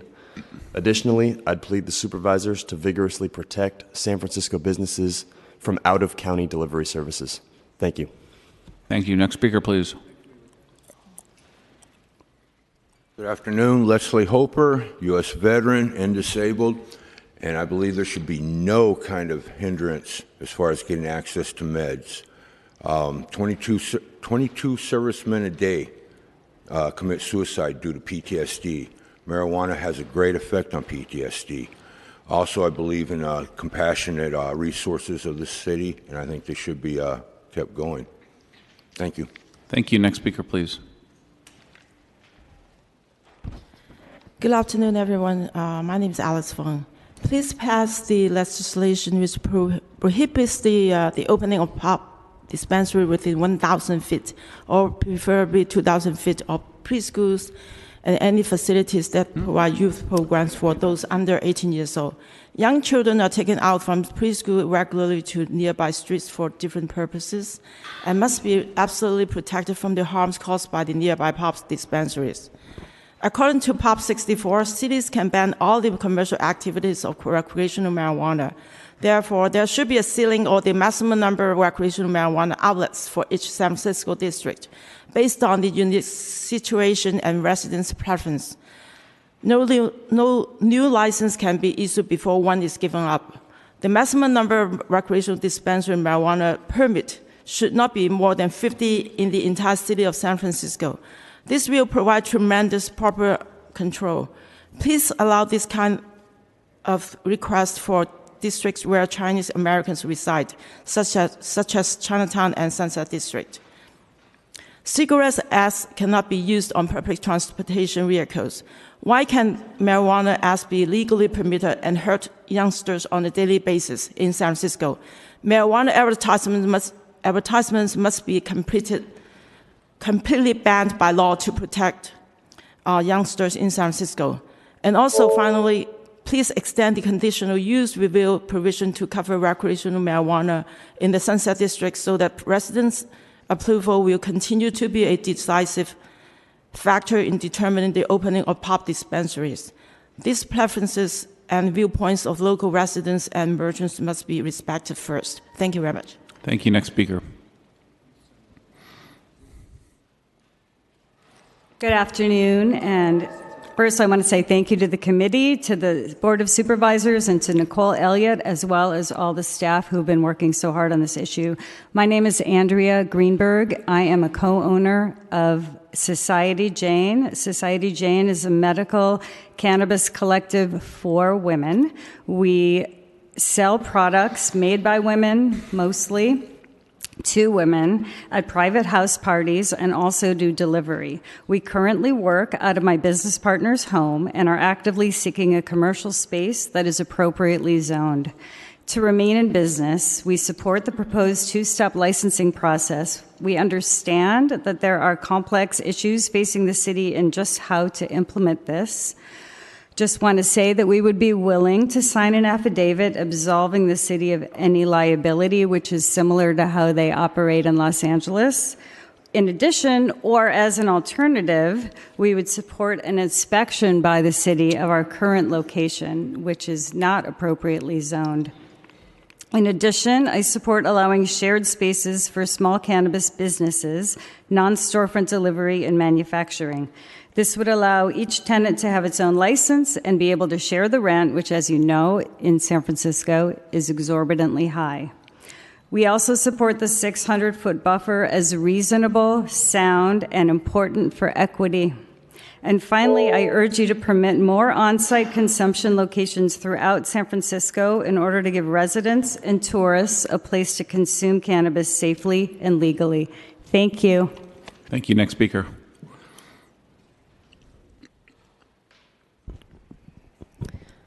Hi, my name is Nancy Doe, and I've been a resident of San Francisco for the past 10 years, as well as a cannabis producer. I want to thank all the agencies for working diligently to build this industry together. I know it's a very contentious topic, but I know we as an industry are committed to being model actors as the world watches how we build this community. I'm here today to urge the board to reconsider the requirement that non-retail cannabis businesses in PDR spaces have to go through the conditional use process.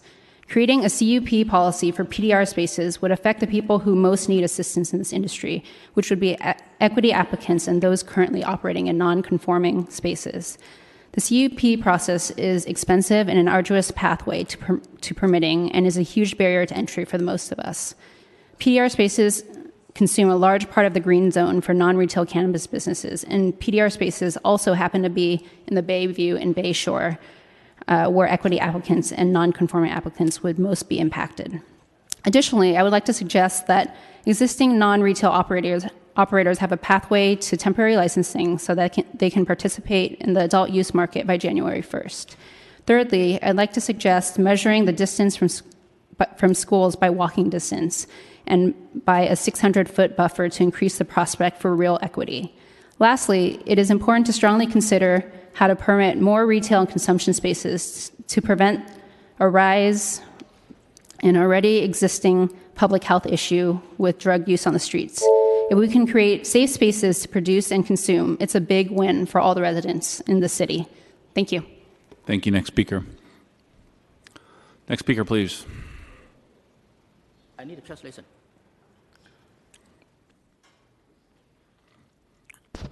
He asked for translator. Okay, thank you, sir. Thank you. 各位参议员，大家下午好。 Everybody, good afternoon. 那么我在这里想要表达的是，本人是住在日落区的居民。 I'm coming here to express this. I'm living in Sunset District. 应该说的话，我是比较同情需要大麻的那些患者，但是我觉得。 I'm agree like the people who is sick, is HIV, are sick people to use marijuana is I agree with them. 但是这些患者，我觉得其实他们可以在现有的一些药店去购买他们需要的东西，或者是上网都应该可以做到的。 But the clients is sick, and then they can go to the SUV and the medicine store online order the medication marijuana. 像一些什么现在的一些 Safeway、Walgreens， 还有很多的一些药店，我相信很多地方都有。Like the Safeway, Walgreens, and the medicine store, they should have those medicine for them. 而且是马上可以去供货，根本无需要开公听会。They can get the delivery service, and doesn't if they want, and you don't need to come in for the public hearing about this. 我在日落区生活了很久了，很喜欢这个平和安静的一个社区。I live in Sunset District for a long time. I love Sunset District. It's a very healthy and safety community. 对Irving街更加熟悉。In Irving Street is mostly I live in there longer. 那是一条繁华而且充满儿童欢声笑语。 That area is a very business and very peaceful, and a lot of kids are going around, playing around. 还有很多青年在那边非常悠闲的交流的一个区域。And a lot of young kids after school program, and then they will be company all over down that areas. 我不希望它在将来不久的时间变成一个危险的或者充满威胁的区域。I do not want to see this area become a dangerous area and then hurting the communities. 至于原因的话，大家可以在网上面去看到。 If anything, side effect of that, getting the bad area, and then everybody can look at online. 当然，这个项目对于有一些人来说是一个经营，是生意。But this item looks like a business. 但是对更多人来说，那边是一个生活的一个场所。But for many of the people, this is the residential areas. 另外，其实来说，反对的一个理由不是短短的2分钟可以说完的。We oppose the marijuana store open in Sunset District. Cannot finish by 2 minutes. 所以的话呢，我觉得再讲下去，应该还有很多东西要讲，但是我很快就会被卡掉。I will have a lot of things to express myself, but because it's a time limit. 那么，另外就是对我们区的汤餐市来说， Because according our districts, 我和许多人一样，都是喜欢你作为我们的代表。I love you are representing us. I just like a lot of residents, people in Sunset. 当然，希望你能够做出正确的一个选择。 Hope you make a right decision. 谢谢各位。 Thank you. Thank you. Next speaker, please. Good afternoon, Supervisors. Aaron Flynn, co-chair of the San Francisco chapter of the California Growers Association. We come here today in support of the amendments and want to thank Supervisor Sheehy specifically for these amendments. One point to one of the amendments in regards to allowing dispensaries to obtain temporary licenses to participate in the adult use market come Jan 1. We're very hopeful that the non-retail segment of the industry is also included in this amendment, and that the non-retail side, currently the ordinance states that we would also only be able to participate in the medical side of the market until we obtain permanent licenses whenever the permanent ordinance is released. And so we would ask to be included in the temporary side of being able to participate in the adult use market right away Jan 1. And then in regards to requiring conditional use process for all PDR space, I understand that we need to leave some of that space open to other industries, and we would just ask that there is a pathway for the applicants who are currently in non-conforming space to have an opportunity to also move into PDR space without having to go through a conditional use process. The reason that this split process was created was to give those cottage operators and equity applicants the ability to have time to move into space. Most of the space they would be looking for would be PDR, and if they are faced with having to move through a conditional use process, it's going to make it very prohibitive for them. So hopefully they can be included in the pre-existing side that would not have to go through that process. Thank you for your time. Thank you. Next speaker, please. Good afternoon, supervisors. My name is Dr. Chris Emerson. I'm a co-founder and chief scientist of a manufacturing facility here in District 6.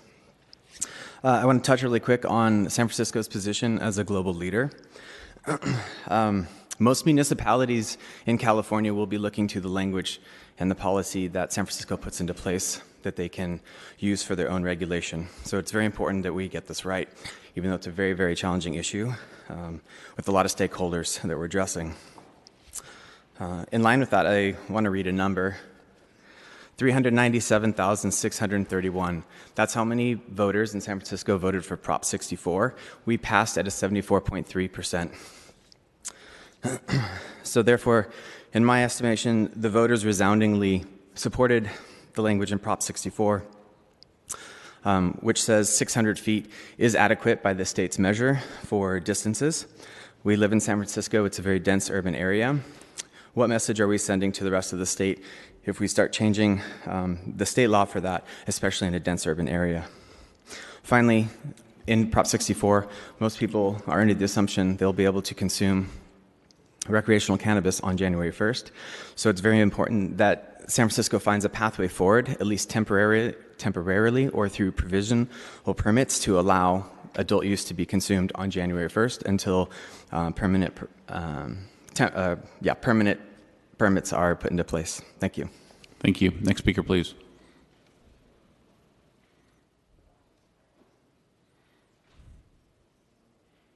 Thank you. My name is Henry J.W., and I'm a senior member of Axis of Love. I encourage you to comply with the compassionate care program because I have severe depression, and it helps me with my depression. Matter of fact, it was recommended by my psychiatrist to try it. Thank you. Thank you. Next speaker, please. Good afternoon, supervisors. My name is Daniel Wax, and I operate a cannabis cultivation facility in District 10, currently registered with SF Planning and SFDPH. I'm here today to advocate on behalf of our business that services the local San Francisco patient community via an official partnership with an Article 33 MCD, and on behalf of our 18 employees, many of whom are San Francisco residents, most of whom are members of underrepresented groups, and all of whom earn a livable wage plus benefits. We are in the process of expanding and plan to hire at least 20 more employees in the next 4 to 6 months.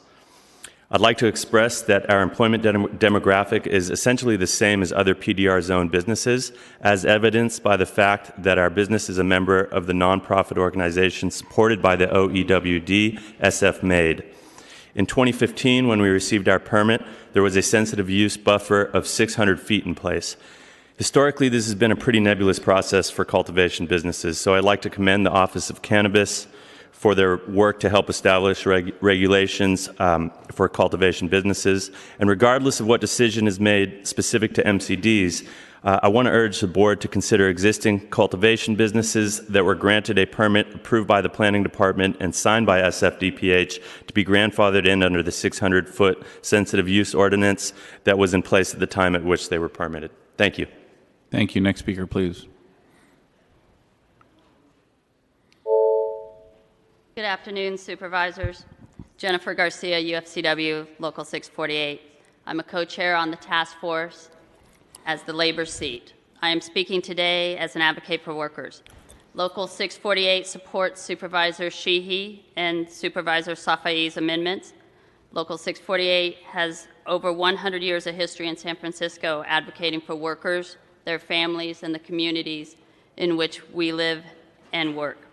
We thank the supervisors for addressing workers' rights and the equity issue, not just equity in the workforce, but also equity of ownership. We support a pathway for our small non-compliant businesses to come forward and to continue to make a living and also to continue providing jobs. Many of these smaller businesses are owned by women and people of color. And we also support the 600-foot buffer as a way to allow more equity by creating more options and areas for businesses to grow. Local 648 continues its commitment to support workers and to support the process in this industry. Thank you. Thank you. Next speaker, please. Good afternoon, supervisors. My name is Martin Olive. I'm the president of Vapor Room Cooperative. After 5 years of searching within a very limited green zone, I finally found a new location to apply for and was granted a permit. I'm here today to speak about in support of the reduced 600-foot buffer, a mandatory compassion program for all dispensaries. I think both of these topics, and as well on-site consumption facilities. All three of these topics are very, very important for a city like San Francisco that has not only a dense population, but a dense square footage of buildings and businesses and residences all around. So it took me 5 years to try to find a sliver of a location to open up again after being shut down due to federal interference in 2012. The only place I was able to find was in a clustered district in Soma, along with 2 other dispensaries around the corner. That was not my intention. I would have very much preferred to find a place, have more options for a location.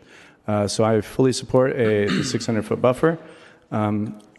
Compassion program, I started in medical cannabis in 2002. Compassion and activism were the touchstones of this movement, and seeing it blossom into an industry has been really great. Regulation is great. Legitimacy is really great, but we cannot forget compassion and the people that need this medicine on an economic level that they cannot afford. I think it's very important to provide a compassion program for our citizens who cannot afford market value rates for cannabis, especially with the upcoming tax structure that's going to create a really high barrier of entry for cannabis users of low and no income. Thirdly, on-site consumption is a very, very important topic. The Vapor Room Cooperative in Lower Haight had a wonderful lounge that we saw people from all walks of life medicating together, healing together. Thanks very much. Next speaker, please. Good afternoon, Chair Farrell and supervisors. I'm here on behalf of Supervisor Norman Yee. I'm Jen Lowe, his staff, and I wanted to have some amendments for you to consider today. One is that we do support the buffer zones from schools. Actually, 1,000 feet has been offered, and we looked at our own district, and actually 1,200 square feet would actually make more sense. We also want to support the inclusion of daycare centers or facilities as part of that consideration. And I understand that for different districts, it may mean different consequences, and that's why we'd like to offer some dialogue on that conversation of what makes sense for each district. For us, we'd also like to see that any existing MCDs in our district would require a mandatory discretionary review if they decide to go into recreational use. For the Ocean Avenue NCT, we actually already had a buffer in place between the two existing MCDs, and I know this legislation would override that, so we'd like to consider perhaps offering a cap of 2 for that NCT district. And for West Portal NCD, which does not have any existing MCDs, if it would be considered non-permitted for cannabis retail on the ground floor, but to provide conditional use for the second and third floors. We hope that you can consider these amendments on behalf of our district. I know this has been a very difficult and challenging undertaking. I really want to thank the staff at Planning, the City Attorney's Office, the Office of Cannabis, and Supervisor Sheehy's office for taking this on. Thank you so much for your time. Okay, thank you. Next speaker, please. Hey, would you keep Jeff? Projector, please. Projector, please. Can I start now? Okay. No, please. Good afternoon, supervisors. My name is Wendy. First of all, I would like to display on my iPhone that the Stockton mayor who advocates to pay the criminal not to shoot. Isn't that very funny? It is. I would like to tell you that when we have rules or some of the business that we cannot control, we start to give in, which is very, very dangerous. I'm here not to criticize any business today, but I would like to share the similar concept. As I can see, the cannabis business has been blooming, and I would like to share with you that some of the neighborhoods do not like the cannabis business in their district. I would like to mention that a lot of speakers today, they mentioned that the cannabis business will improve the neighborhood if they open their site. I would like to also tell you that we have cameras, we have also security system in the cannabis business, but those security systems are not protecting the neighborhoods. They are protecting their money, they are protecting the facilities, and also they said that we improve the neighborhood. I did some research, and I mentioned in my public hearing in Sunset District that when we have MCD, the crime rate actually has been increased across the board, over 50%, especially the narcotic categories. So it is not improving the neighborhood, and this crime rate that I've studied, that I found out that this is not improving at all. I also would like to urge the supervisors to have 1,000 feet buffer from the MCD and from the recreational marijuana. Child care facility should be considered as one of the protected group. Also, I urge the supervisors to not allow to have the cannabis business opening on the second floor. Just like Chinatown, if you're allowed to do that, the upper floor is MCD. We can do it. Thank you. Next speaker, please.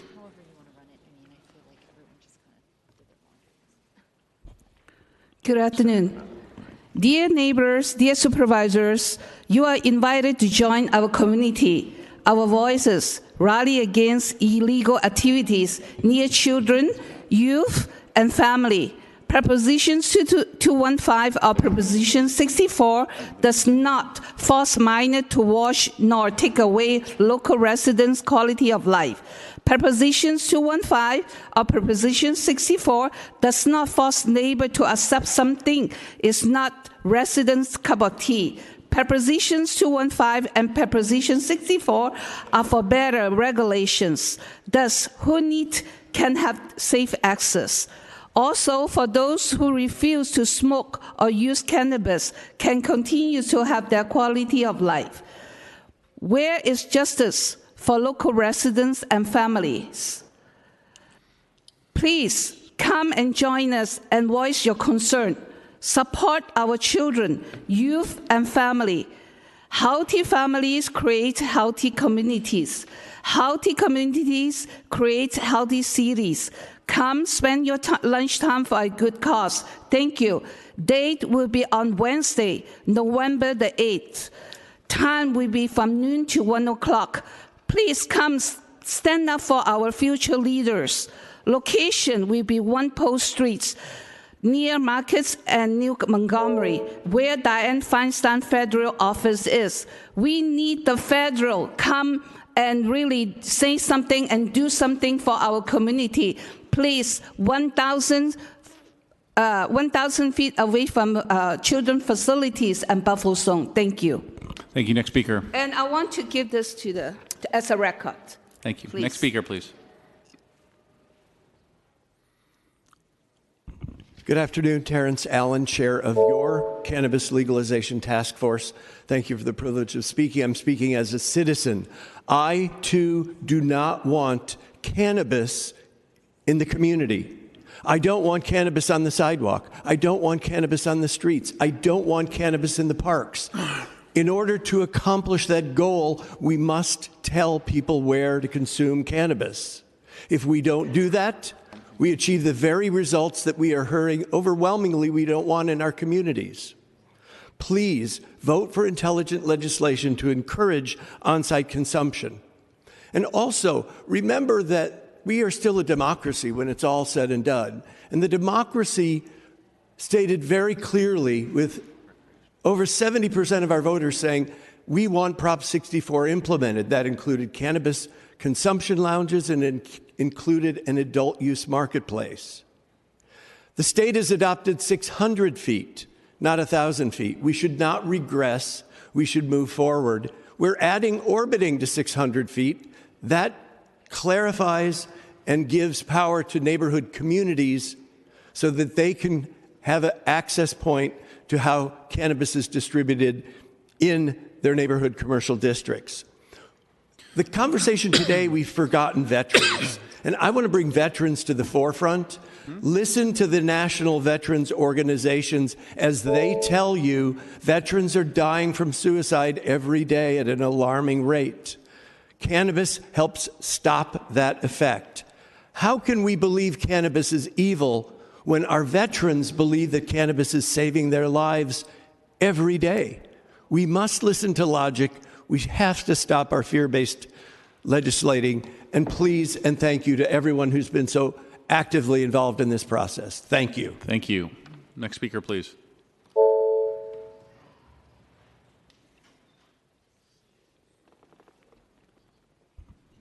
Hi, good afternoon, supervisors. I was doing the translator before, but I haven't made any speech yet. Okay, can I speak right now, huh? Good afternoon, supervisors. I know the Proposition 64 already been passed, but the local government have the right to make the decisions on the local rules, right, the regulations. Also, you know, do you think about the student? We have a student as not voting for that in San Francisco Unified School. Have 95,000 students did not vote for that. Do you need to think about that? And then also, right now, the immigrants, they are not become a citizen. They have no right to vote. And then please respect those kids, school students, and immigrants did not vote for that. Please think about it. Right now, we have 42 marijuana stores already open to give to the people, the patients who need the marijuanas, right? I'm not opposed to the marijuana store open for the people, for the patients who they need that. But I need to think about we already have the 42 store open, and then how about our health people? And also, since the marijuana cannabis store is 1,000 feet away from that, and then right now the regulation cannabis store should be open 1,500 feet away from the school. That's what like a lot the seniors and the community people think about it. We know the business is for business, but think about the money cannot buy health. Do you agree with that?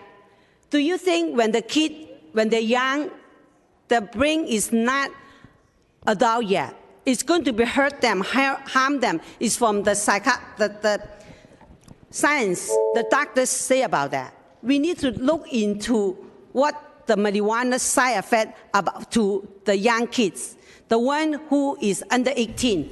Right now, you have the rejection from the smoking cigarettes. Right now, the people in the hospital, in there, what's wrong with them? A lot of people is lung cancer. That is the cigarette affection. Please, considering about the health, considering make the marijuana away from the school 1,500 feet. Thank you very much, ma'am. Any other members of the public wish to comment on this item?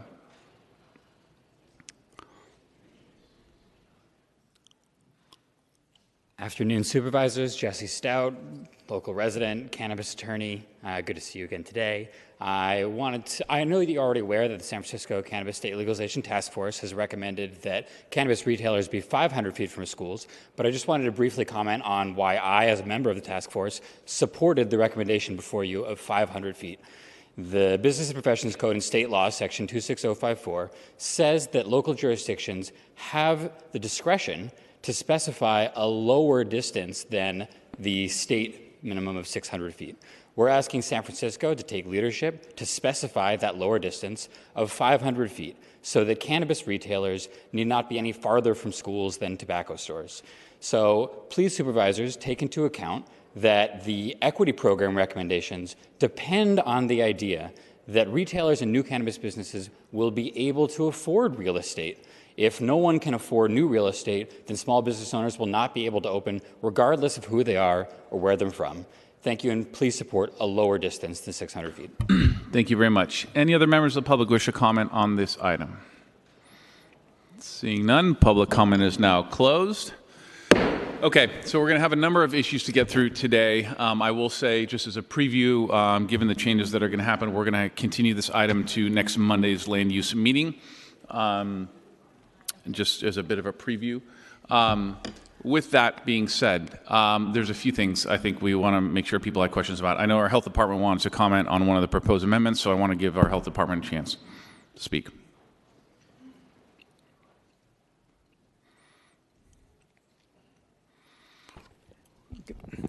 Good afternoon, supervisors. My name is Dr. Tomas Aragon. I'm the health officer of San Francisco, and I just want to give you a little bit of some summary comments about how we're thinking about the cannabis issue. And what I want to do before I go through my comments is just highlight a diagram here. So if you would, sir, would you be precise as it relates to legislation? Because we've been through now a few hours of public comment. We have people have places to go on. Yeah, so I'm going to use this diagram to sort of be Great. precise. We're focusing Terrific. on the permitting issue that you brought up. Okay, so the way that we're approaching this is, and this is sort of part of the challenge that we have here. On the y-axis here, we have social and health harm. On the x-axis here, we have from prohibition all the way to full commercialization. The general public health consensus here is for us to be cautious as we move forward. And here's a challenge that we face as the health department, is that when we think about cannabis policy, we do not think of just cannabis. We think of cannabis in a holistic, ecological way with everything else in the community. Over here on the right-hand side, you can see alcohol and tobacco. Alcohol and tobacco were implemented early on without a lot of restrictions. And we've worked over the decades, especially in tobacco, to move it over here where we've achieved clean indoor air laws. And on this side, we're moving with cannabis. When we look more carefully about all the health issues, which I know we don't have time to go into here, we really feel that health has to be the primary thing that we focus on, protecting and promoting health. And I think this is where San Francisco has really led the world, especially around indoor clean air. And we want to continue to preserve that and work with the other departments so that we move in an incremental way so all of us achieve the bottom of the graph here that I think all of us want, which is we want the city to be healthy. We realize that there's going to be trade-offs. There's no right answer, but there's trade-offs, and the health department is interested in working on helping to achieve that. Okay, great. Supervisor Shi. Yes, so it just seems a bit surreal to me to be talking about safe injection sites for heroin users and telling people with cannabis that there's nowhere they can consume. That just makes no sense to me. So, please, again, so we can move the hearing along, please refrain from clapping or... Yeah, so those are actually really two different things. A harm reduction approach in a site where you're trying to protect people's health that's nonprofit, is very different than commercialization that depends on a market, increasing market share, and recruiting people to come so you can make money. Two totally separate models. A better model to think about is actually tobacco. And that's where San Francisco has really, since 1944, San Francisco has really led the world on tobacco control, where we took tobacco out of bars, and we've really have promoted clean indoor air. So that, I think if you want to compare it, I think that's probably a better comparison. I would not compare safe injection sites with recreational use of cannabis. Those are two separate things. One is a severe addiction, and the other one is recreational use. With all due respect, I think the analogy is better with alcohol. And frankly, if I look at least in terms of people being able to control what they take, smoking is much more controllable than edibles. And so we're going hell-bent down the road on edibles, but not allowing people to smoke. And I still come to the point, where do we intend for people to consume? We agree with you. We agree moving forward on edibles is going to be a challenge.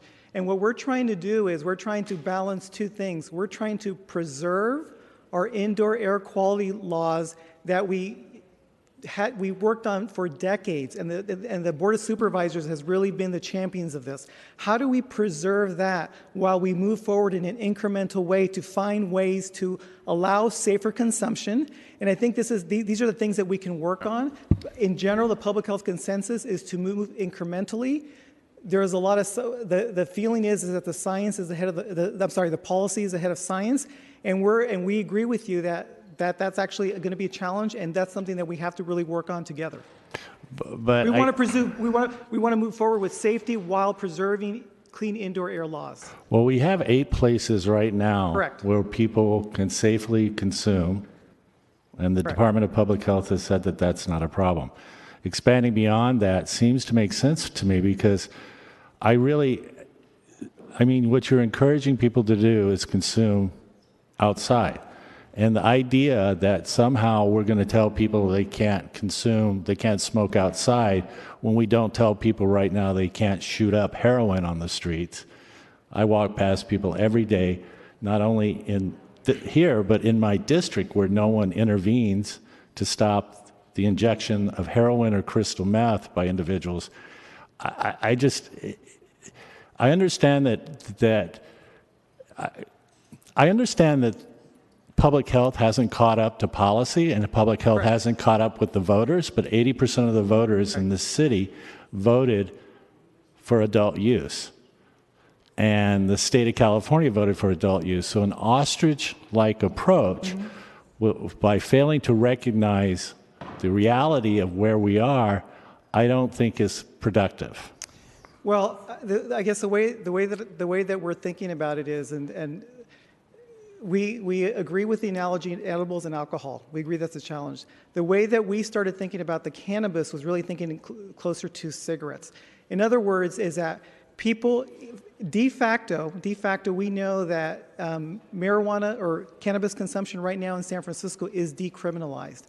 Our thinking is that people should be able to smoke or vape cannabis anywhere where currently they do cigarettes. We know that by state law it says you can't do it outside, but we know in San Francisco it's de facto decriminalized. People smoke cannabis outside all the time without being arrested. So we want to point out is that that's actually makes it easier for us to communicate to folks. You can smoke cannabis wherever you smoke cigarettes. We preserve our indoor clean air laws, and it makes it much easier for us to do enforcement, because when people are vaping or smoking, we don't really know what they're vaping or smoking. So it makes it easier for us to enforce, and it means that we actually preserve the status quo that the Board of Supervisors here fought many decades to achieve. And so that's the health department position. At the end of the day, we're gonna support whatever the legislative bodies put forward, and we're gonna work totally behind whatever everyone decides. But that's the position that we're articulating. I still have trouble with the analogy between smoking cannabis and tobacco. So I still find that problematic. That's the current law. Our current law right now is you cannot smoke any plant or weed indoors. And it's been like that for years. It's always been de facto. When the laws were created, it anticipated in the future that people are going to be smoking other things indoors. And we don't know what else in the future is going to come along that people are going to want to smoke indoors. Okay. So it's really about protecting indoor clean air. And so we realize that there is consumption happening in medical cannabis dispensaries, and we realize that that's happening for medicinal purposes. And so we're supportive of allowing that to happen. If it were to expand to adult use, that would be an experiment for the city. And that may be an incremental approach that preserves the status quo, but allows us to see how, moving forward, how adult use is going to play out. So that would be a win-win for everybody, where we allow that to happen, where it doesn't change clean indoor air, but it allows the experiment to occur. Okay, appreciate it. Thank you for your comments. Ms. Elliott, I know Mrs. Elliott wanted to talk about, clarify some pipeline questions that have come up before, so I want to give you the opportunity to do so. Sure. I just wanted to clarify, I had earlier said that there were 68 retailers in the pipeline or approved. I just wanted to clarify that's 62.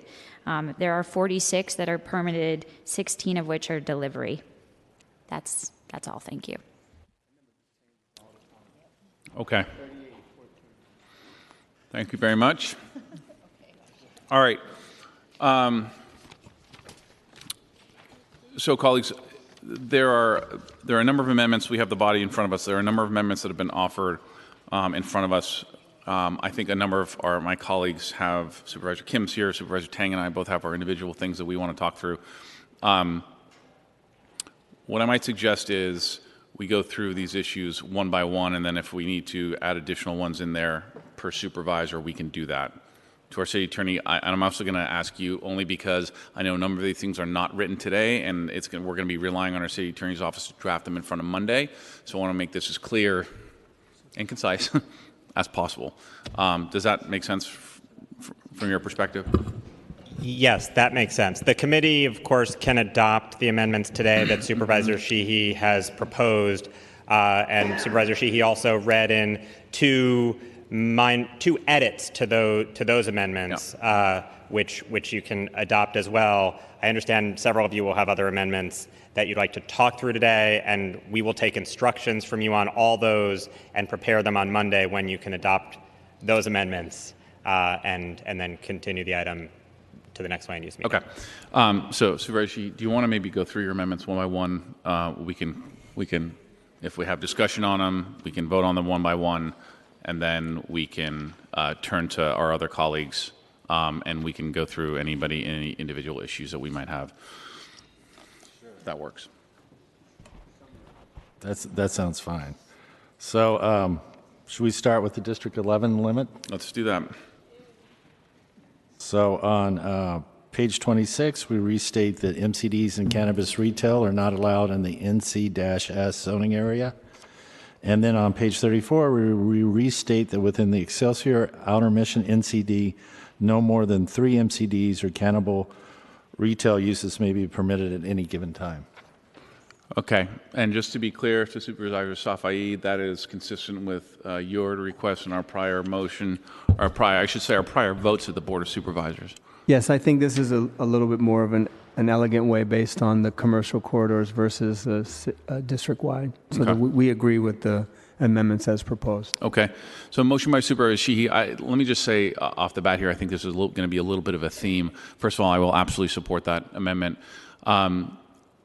I think there's going to be, as we move forward here and we have 2018 as a year, there's going to be somewhat dormant compared to what maybe some people think in terms of it's just going to be conversion of existing MCDs and some social applicants.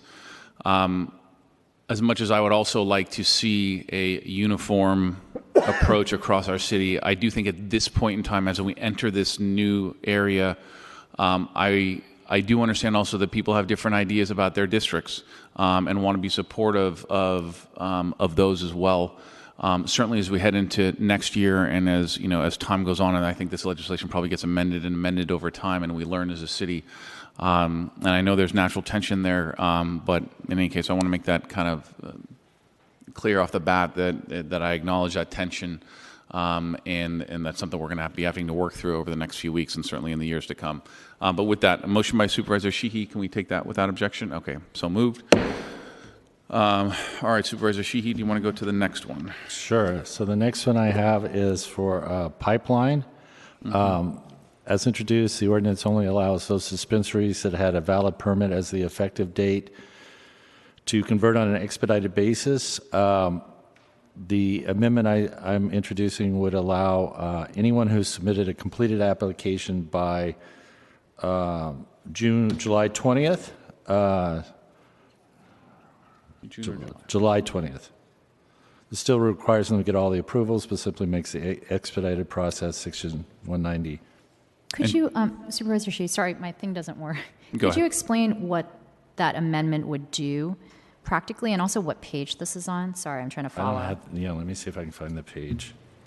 And this It's is okay, we something- can give time for this. I Yeah, just- and maybe Miss Elliott, yeah, because we worked on this together.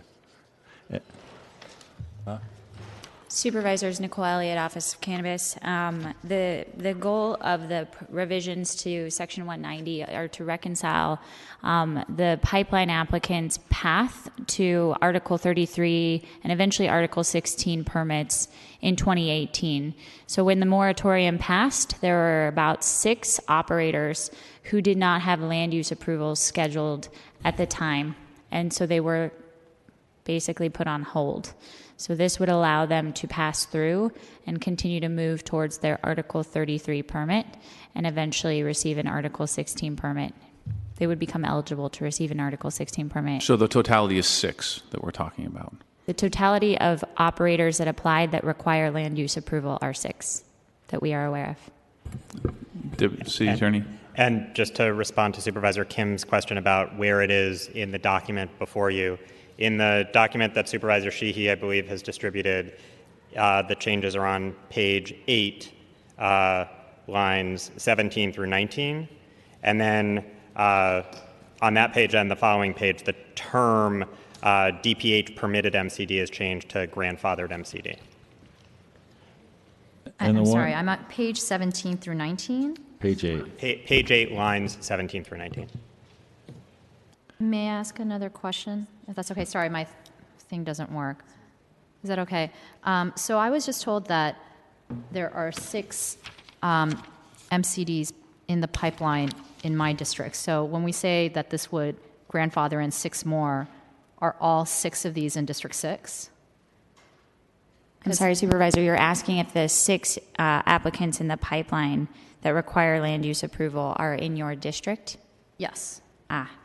That is a good question. I will need to cross-reference my list. So if you can please re-refer that question to later, I'm happy to answer. Because I just got that there's 17 currently operating in my district, and there's 6 in the pipeline, and this seems to grandfather in the 6 in the pipeline. But maybe there's some.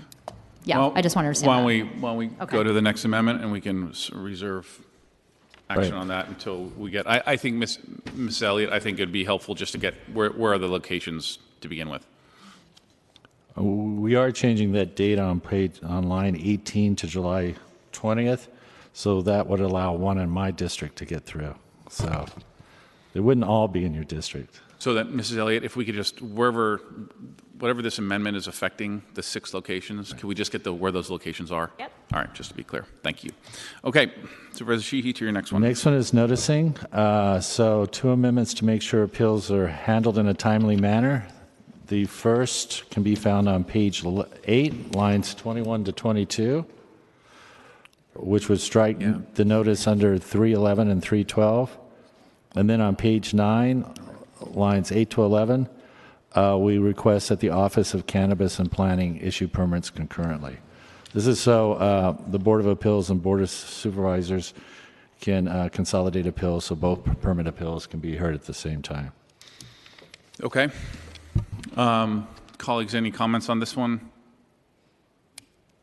Okay. Mrs. Elliott, any comments on this one from your office? Okay. All right, motion then. Question. Yep. Just a question of clarification. Whatever controls are in place for particular districts like NCDs would still prevail. Is that correct? I'm sorry, can you repeat the question again? So in relation to this amendment that was just stated on page 8 at the bottom, if there are different controls in place in certain NCDs per district, then those would prevail. Is that correct? Yeah, that's correct. This just deals with the noticing portion of it. Okay. I just wanted to make sure because I think certain districts may have different processes. And just for clarification, supervisors, the Article 16 permit does require neighborhood notification from every operator. So on the administrative side, setting land use aside for a minute, on the administrative side, every operator will be required to do outreach for that permit. You okay on that? Okay, so the motion by Supervisor Sheehy on the noticing, we can take that without objection? Supervisor Chang, just want to make sure. Okay, so moved. Okay, thank you. Supervisor Sheehy, your next one. The next one is Orbit, and we're taking the recommendation of the Planning Commission. Once there are 3 MCDs or retail uses within 1,000 feet, any new applicant will require a conditional use. Those amendments can be found on page 10, lines 9 to 12, and also on page 12, lines 4 to 7. Okay. So in terms of orbiting, I will just in terms of comments, I'm happy to approve this generically and move this forward. I would say what I'm going to be talking about the city attorney about, and we'll ask for next Monday's land use meeting, is different and more restrictive in District 2. And just because we're talking about it and being specific here, what I would like to see is one, either MCD or recreational use only facility on each of our neighborhood, a cap on each of our neighborhood commercial corridors, if you will, so NCs. So specifically Chestnut Street, Lombard, Union, Fillmore, and Sacramento. So that would supersede this in terms of specificity. For me, as I've drawn it out and laid it out, a little bit akin to what the Fisherman's Wharf gentleman laid out earlier on his map. I think this would be excessive in terms of some of the neighborhoods and commercial corridors that I represent. But I'm happy to put this item forward as is. And so with that, we have a motion by then Supervisor Sheehy, and we can take that without objection. Okay, so moved. And then after hearing from our maker community and residents in the mission, we want to make sure cultivation does not replace other PDR uses. So on page 16, lines 9 to 10, we make permanent the idea that industrial, agricultural, and PDR districts would be a conditional use. However, in making this amendment, it is our intent that for this to apply only prospectively and not to existing cultivation sites. Okay. Supervisor Tang, any questions on this one? Okay, motion by Supervisor Sheehy. Can we take that without objection? So moved. And then Okay. there is another clustering item, and this may or may not address some of your concerns. We're proposing amendments on page 19 to allow the Planning Commission to consider the concentration of cannabis retail and MCD uses within the general proximity of the proposed cannabis retail use. So if a community member is concerned that there are too many and the commission agrees, they can disapprove the new use. Okay. Motion by Supervisor Sheehy. We can take that also without objection.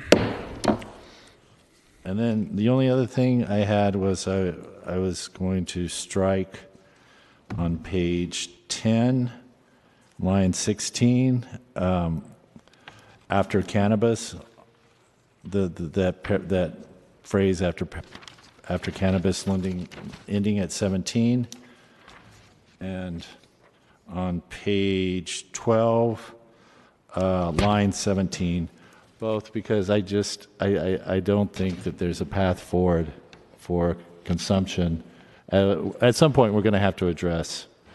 I don't think it's going to be tolerable to have people smoking cannabis outside at the rate people are going to be smoking outside. And from what I've heard from the Department of Public Health, there's just no.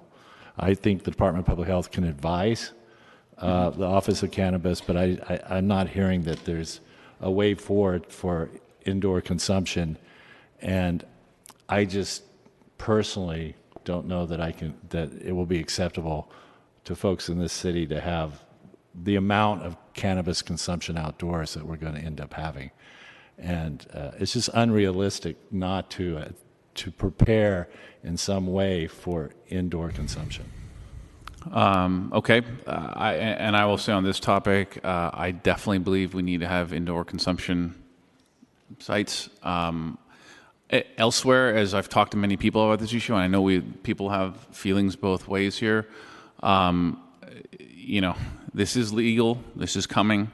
If we don't have indoor consumption sites, if we have a lot of tenants who have no smoking provisions in their units, there is nowhere for people to go, and they can't do it in the workplace except for our parks and our sidewalks. And that is something that we do not want to see as a city.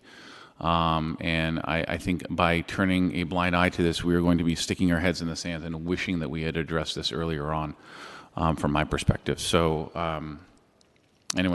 so unless any other questions or comments, we have a motion in front of us. Supervisor Kim? I'm sorry, Supervisor Shi. I didn't understand what the amendment was. Maybe my copy is different, but I'm looking at page 10 and 12. And so what is the actual amendment? I assume you're talking about cannabis may be consumed or smoked on site? It's just striking language so that the Office of Cannabis can decide whether or not to issue a permit for indoor consumption. So on page 10, it is on line 16, and it says cannabis may be consumed and smoked on site pursuant to authorization by the city's Office of Cannabis. I strike that second part. And then on page 12, cannabis, line 15, 16, and 17, I strike line 17. Cannabis may be consumed or smoked on site pursuant to authorization by the city's Office of Cannabis. Do you want to keep as applicable? I assume you just are striking Department of Health. Yes. Okay, so I can keep, keeping it as applicable is fine. So the request is that Department of Public Health not be involved with applications of smoking indoors. That allows the approval to come from the Office of Cannabis. I just don't think the Department of Public Health, from what I heard, is ever going to approve indoor consumption. And rather than put them in a position where they have a long-stated policy of not having indoor consumption, indoor smoking, we have two things that contradict each other. Mm-hmm. And the question is whether we anticipate that we will ever have indoor consumption. I believe that we will. Mm-hmm. But I would not want to put the Department of Public Health in a place where they have to reject their long-standing policy goal of not having indoor smoking. So just a question, and maybe this is for Nicole Wheaton. One of the things that Department of Public Health mentioned was the idea of having air filter systems and, sorry, what did I say? Wheaton. Did I say what? That's okay. It's a good Oh, thing. Ellie, I'm so sorry. Do you go as, okay. I thought you changed your name. That they had talked about they would mandate things like air filtering and other sorts of things.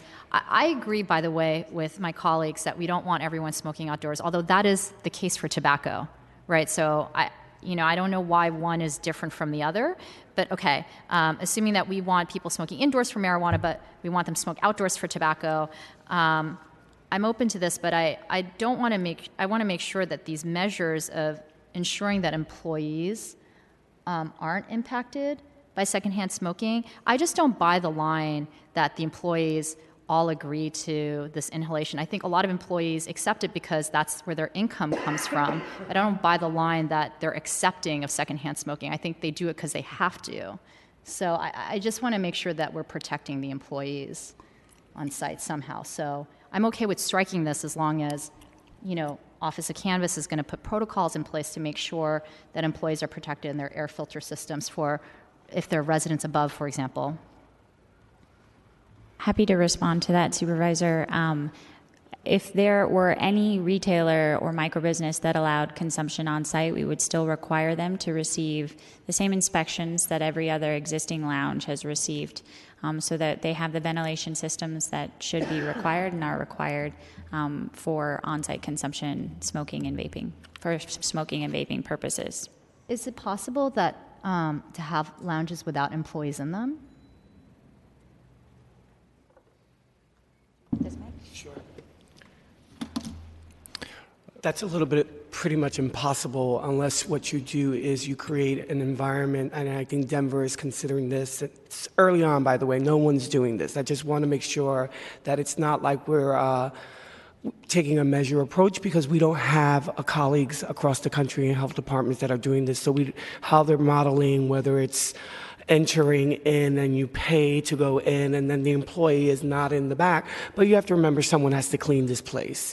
So, again, we're just wanting to take a our approach was to take a measured approach, and it took 5 years for Denver to even begin to do that, and Denver's doing exactly what you're saying. They're not letting the dispensary do it, they're creating lounges. That's a complete separate permit structure, and it just started. So again, for us to say we know the model is difficult for us to answer that question for you respectfully. Mm-hmm. Well, I'm not on the committee, so I can't vote on this motion, but I'm glad that we're going to allow edibles at minimum to be consumed on site. I think that should be an accessory permit, a lot for public safety reasons. I'm having a hard time wrapping my head around the smoking indoors. Not because I want people to smoke outside. I feel like this is actually just two very bad options. People smoking outdoors, people smoking, and employees being forced to inhale as well. I just don't know how we can get around these two major issues. But anyway, I think that discussion will continue. Yeah. To our city attorney. Sure. Deputy City Attorney John Givner, just one note of clarification. Although DPH is listed in today's ordinance as approving smoking on site, and now that will be struck, the Article 16 ordinance has more extensive delegation of authority to DPH to authorize smoking on site, and that ordinance will be back in Rules Committee next week. So I imagine there will also be more discussion about exactly what parameters to put on smoking in that ordinance, which goes into it in more detail.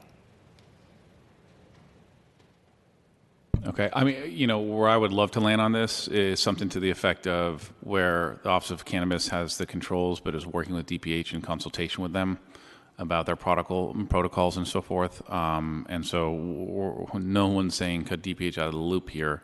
It's just, I think it makes a lot of sense to have the controlling department be the Office of Cannabis at the end of the day. So with that motion by Supervisor Sheehy, we can take that one without objection. Okay. I think I have one more. All right. So on page 24, line 1, it provides for conditional use for D4 in C1 district, and this was a recommendation of the Planning Commission. Were you going to do that? I did. Yeah, I didn't know whether you were. I got the note that I wanted to make sure that happened. Supervisor Tang. Thank you. I was going to go through that after my entire list here, so I don't know if that's it. Okay, great. So thank you so much to everyone who came out and provided their comments, and also everyone who met with staff from my office too. I think everyone, no matter where you fall in the spectrum on this issue, certainly all of you have, our ears, and we're hearing what you're saying. So I was totally okay with all of the amendments that Supervisor Sheehy had brought forth, so I want to thank you for that. I do have some other considerations for District 4 and also citywide that I will list today, but we will have further discussion on at our land use meeting on Monday. So one of the things that I know we've been talking a lot about is the buffer zone. I think that I would still prefer the 1,000-foot buffer zone. I would also, like Supervisor Kim, like to add language regarding daycare centers and to have the buffer zone apply to them as well. And if that's not possible citywide, then I certainly want to consider it for District 4 at least, for both the 1,000 feet and the daycare centers. Supervisor Tang, just to be clear, do you want to do all of these on our next meeting, or are these can something like this be as simple as a change of a single number and we can do it today? I just want to be clear from our city attorney's perspective. Sure. You could change the number from 600 to 1,000, which is very simple. Our constraint here is that because there's a meeting on Monday, it needs to be noticed immediately. We need to get a final version more or less as soon as this meeting ends. So So we could change the number. The daycare center might be child care facility. We need to include a cross-reference. I'd recommend doing that next week. Okay. You will have 2 more land use meetings where you can consider this. So anything substantive that you do on Monday will be okay. You can still make that amendment on Monday and get the ordinance through to the board by the 14th. Okay. So again, just want to clarify that. So Supervisor Tang, however you want to proceed, totally works with us. Me. Okay, so on, I think it's page 10. I can't remember if it was earlier. I apologize. But I think it's, the first time I see it is page 10, starting on lines 4 through 6. And instead of 600, I would propose 1,000. Okay, to our city attorney, is that the only place where we're gonna, yeah. I'll tell you what, can we just make that amendment or vote on that at least, and we'll see if we make it or not, and then that could be adjusted, okay. So Supervisor Tang, you want to make that motion? All right, so I'll make a motion on page 10, line 5, to change it to 1,000 instead of 600. And do you want to just say any other place in the ordinance where that's mentioned? And any other place where that, in the ordinance where that would be referenced. Okay, so we have a motion by Supervisor Tang. Mr. Clerk, will you do a roll call on that one? Could we do a roll call on Supervisor Tang's motion?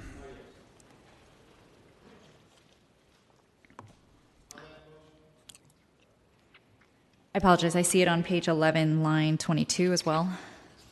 And I believe that's And it. I believe it's just those 2 spots. yes. On the motion, Supervisor Sheehy. Sheehy, no. Supervisor Tang. Aye. Tang, aye. Chair Farrell. Aye. The motion passes. Okay, motion passes. Next one, Supervisor Tang. Okay. So the other one was in relation to what Supervisor Kim had also raised, which was around daycare centers. So on page 10, I think it says on starting on line page 10, line 12, there shall be no minimum radius from a cannabis retail use to an existing daycare center or youth center unless a state licensing authority specifies a minimum radius, in which case that minimum radius shall apply. And so this may be something for Monday, but I would like for the buffer zone that we adopted to also cover daycare centers that may not fall under our existing regulatory scheme, which is K through 12. Okay, so that's Okay, we'll save that for Monday. check 1 for Monday. Okay. For District 4, given that we have a CU process for all the MCDs that would come into our neighborhood commercial districts, I would just like to request that we have a mandatory discretionary review process for any existing MCDs that would also expand to cannabis retail come January 1st, 2018, and the opportunity to expand and do so. So that would just be for District 4 applying to existing MCDs.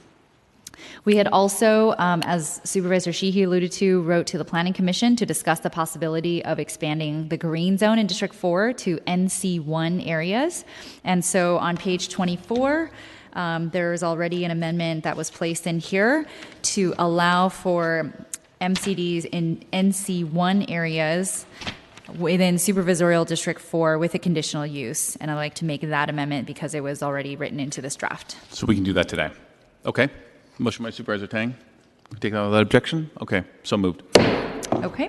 And then lastly, specifically for District 4, I would like to, on Monday, discuss the possibility of within our NCDs, our named commercial districts, to not permit them on the first floor, have a conditional use on the second floor as was already proposed. And then with the newly expanded green zone in the NC1s to allow 4 of them that would be west of Sunset Boulevard and south of Golden Gate Park. And those are my amendments. Okay, so to our city attorney, it looks like there's 3 buckets from Supervisor Tang. Okay. Sorry, I had one last one. Oh. I apologize. One last thing that I caught, for some reason there was a little provision in here about home SF. I know we love talking about home SF, but that shouldn't have been in here. So on page 17, starting on line 20, all the way through page 19, line 3, I would like to strike that provision. I can explain why we included that. Oh, okay. That would be great. This was an amendment to to that section, is section 302, there was a numbering error in the subsections. So the only change to the Home SF program subsection is changing the numbering of it. We do that kind of fix whenever we amend a section where we recognize that there's an error. So there's no change to the Home SF program, only a typographical fix. Okay, great. It just seemed a little strange in here, but thank you for that clarification. Okay. So 3 buckets then for Supervisor Tang for Monday, looks like. In terms of my amendments that I want to propose for my NCs in District 2, do you want me to go over them one more time? I want to make sure I'm crystal clear on them. We've got them, and we're talking with your staff about the details. Perfect. Thank you. Supervisor Kim. Thank you, Chair Farrell. I also heard that there was going to be an amendment made for Chinatown. Is that still the case? Yeah. I don't. Just wanted You to know make what? As we do it, there was one more topic I actually wanted to get through, Supervisor Kim. It's okay first, just to be clear.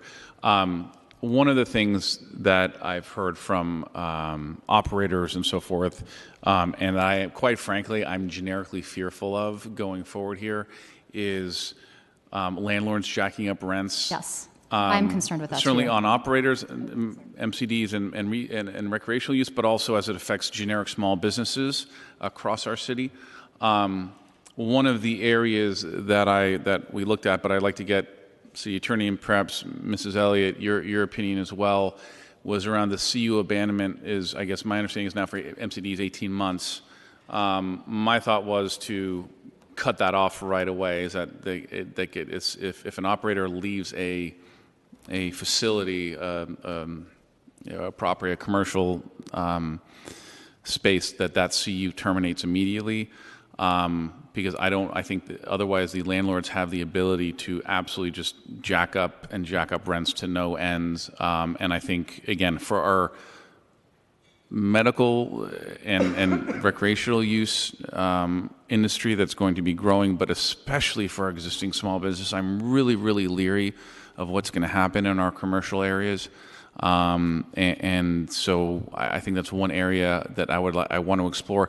That being said, I understand either to our city attorney or to Mrs. Elliott, there might be potentially a different way to get at this.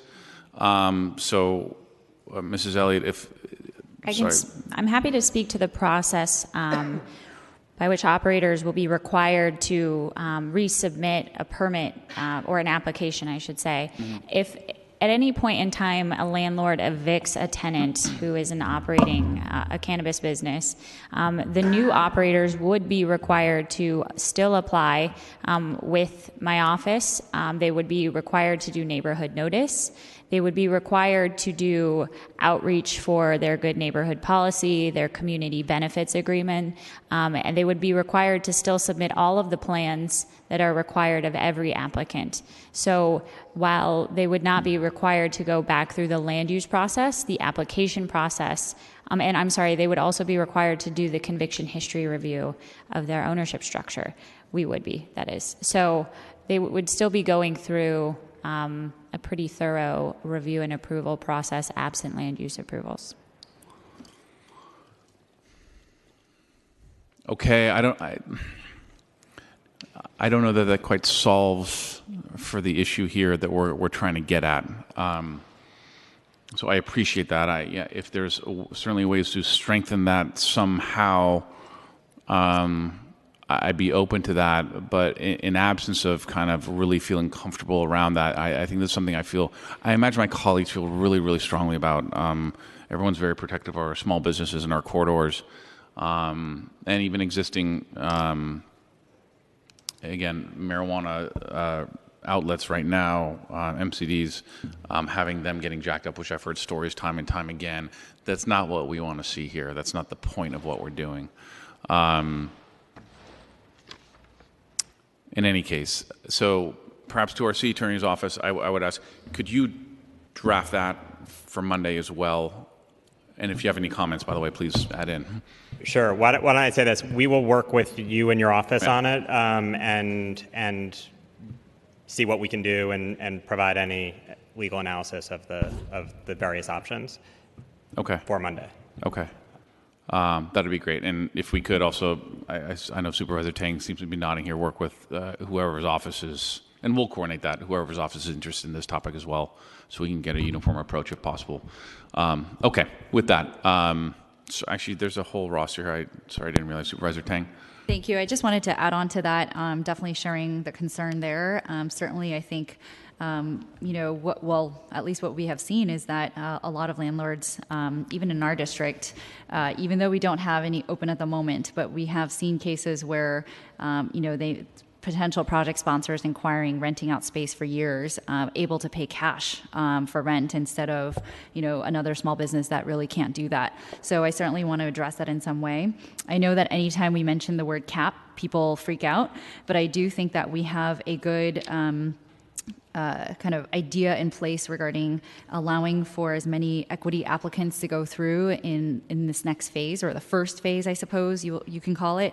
I'd love to see how that all works out before we kind of open the floodgates. And so that's something that I'm very interested in. Again, I guess the term you would call it is some sort of a citywide cap, because I want to see how many equity applicants come forth, how many we end up permitting in the city. Is it working out?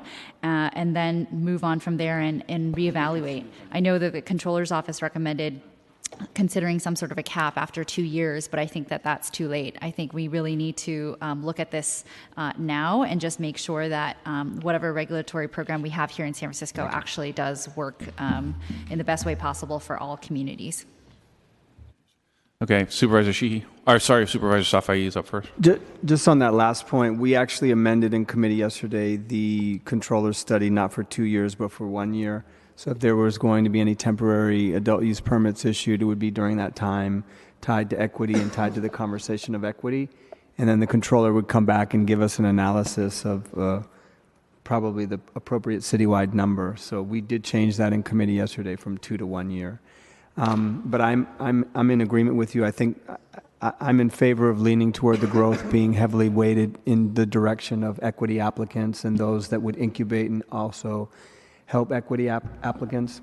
The other thing I wanted to say on the issue of mobility, we've heard from a number of, not only from prospective business owners talking about the exorbitant amount of rent that they're asking to be charged, but instances where, because the authorization stays with the particular, it has a land use designation, that property owners refuse to renew leases in some cases and actually took over the business outright in a couple of instances and forced the small business owner out of existence and took over the particular business. And so what we're contemplating, and I know that many of us have had this conversation, but one of the things to consider is potentially having the conditional use authorization expire once the permitted applicant were to move. If they were to move and go through the process of neighborhood notification again, then we would have the conversation, but not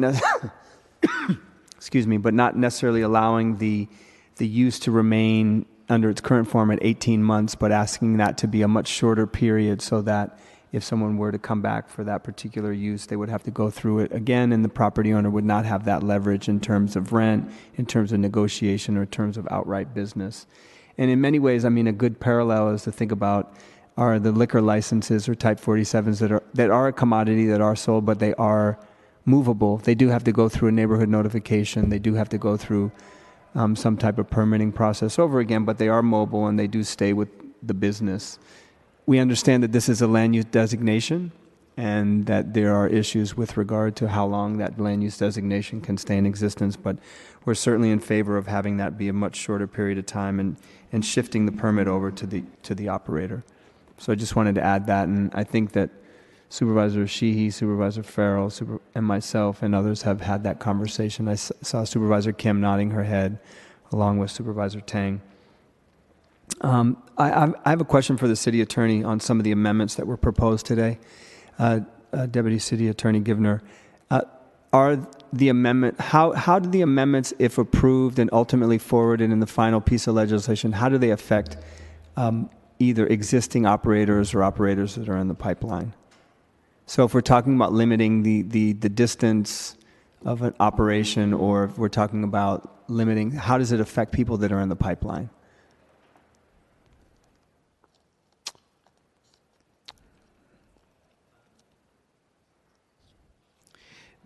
Section 190 exempts grandfathered MCDs from the new location restrictions. So as long as they met the old ones, they would still be okay. So those that have hearings or those that are in the pipeline right now would not be subject to whatever final piece of legislation that we pass? Correct. Okay. Thank you. Supervisor Sheehy. So for Monday, I would ask for language that would allow temporary adult use in existing MCDs and only in existing MCDs on January 1st. Then I have two District 3 issues since Supervisor Peskin isn't here. One, I would ask that we draft language to create a maximum of 4 retailers or MCDs in the Fisherman Wharfs Community Benefit District. And then I would move for adoption today that we make MCDs and cannabis retailers not permitted in the Chinatown zoning districts. And then we do still have to circle back on that pipeline issue. The pipeline issue that we had earlier. And we wanted to know how many of the 6 where those were. Do we have an answer, Mrs. Elliott? Would you? Yes, I do. So we did a thorough review of the pipeline and reconciled our differences on those in the pipeline. So after this last review with planning, we have a total of, bear with me here, 8 that require land use approval. 1 would be in District 11, so that would be ineligible. And then there are 3, and so that moves it to 7. There are 3 proposed for District 6, 2 for District 4, 1 for District 8, and 1 for District 10.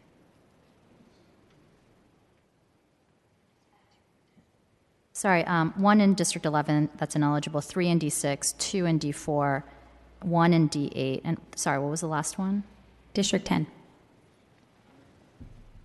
7 total. No. 1. 7 total. 7 total.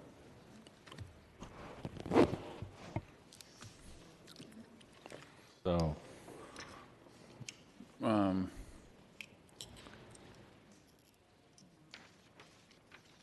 there are 2 things that I think we probably need to vote on, right? The Chinatown and then the pipeline thing.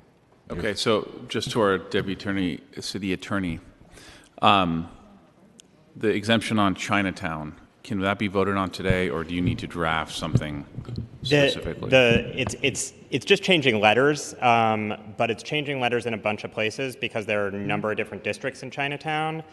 I understand the intent. I would ask that we could if we could make that amendment on Monday, we can have it prepared for you in writing before the meeting. Okay. As for the pipeline, I don't, I think there's 3 ways to go about it. Either we have a vote right now on the entire thing. Supervisor Tang, I'd like to hear, it strikes me also this is district by district, and I don't have the information of how my other colleagues feel about the ones in their districts right now. Supervisor Tang, if you have any comments or want to weigh in on that. So this is in regards to the page 8 change on line 18, correct? The one that changes the date from May 8th to July 20th? And it would impact these 8. So if the date were not changed, those 8 would, I mean, what's the process for those, or sorry, those 7? The change in date only affects the one in my district. The others are ones that were approved by May 8th. So we only extending the date. Am I correct? We only pick up one more. I don't have the language in front of me. If it, that was my understanding. I could be wrong, but my understanding was the change in date would only impact 1. And that the real intent of this was to move those who had been approved before May 8th into the pipeline. But the intent was not to move a great many more in, but just merely just with the date change, the actual intent of this amendment was to get everybody before May 8th to make it possible for them to move forward.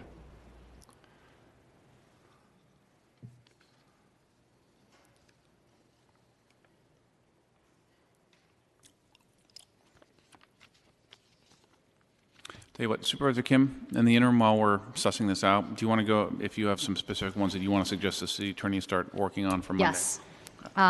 So You know, a couple of things that I'll say. I just add on to the comments that were made by some of my colleagues. I am very concerned about this issue of landlords evicting business owners with permits or raising the rent to the point that they're essentially constructively evicted and then taking over their permit. And so whatever we can do to rectify that issue, whether it is what the Office of Cannabis has proposed, or I think somewhere more along the lines, Supervisor Farrell, what you are proposing, which is that the CU relinquishes at that time.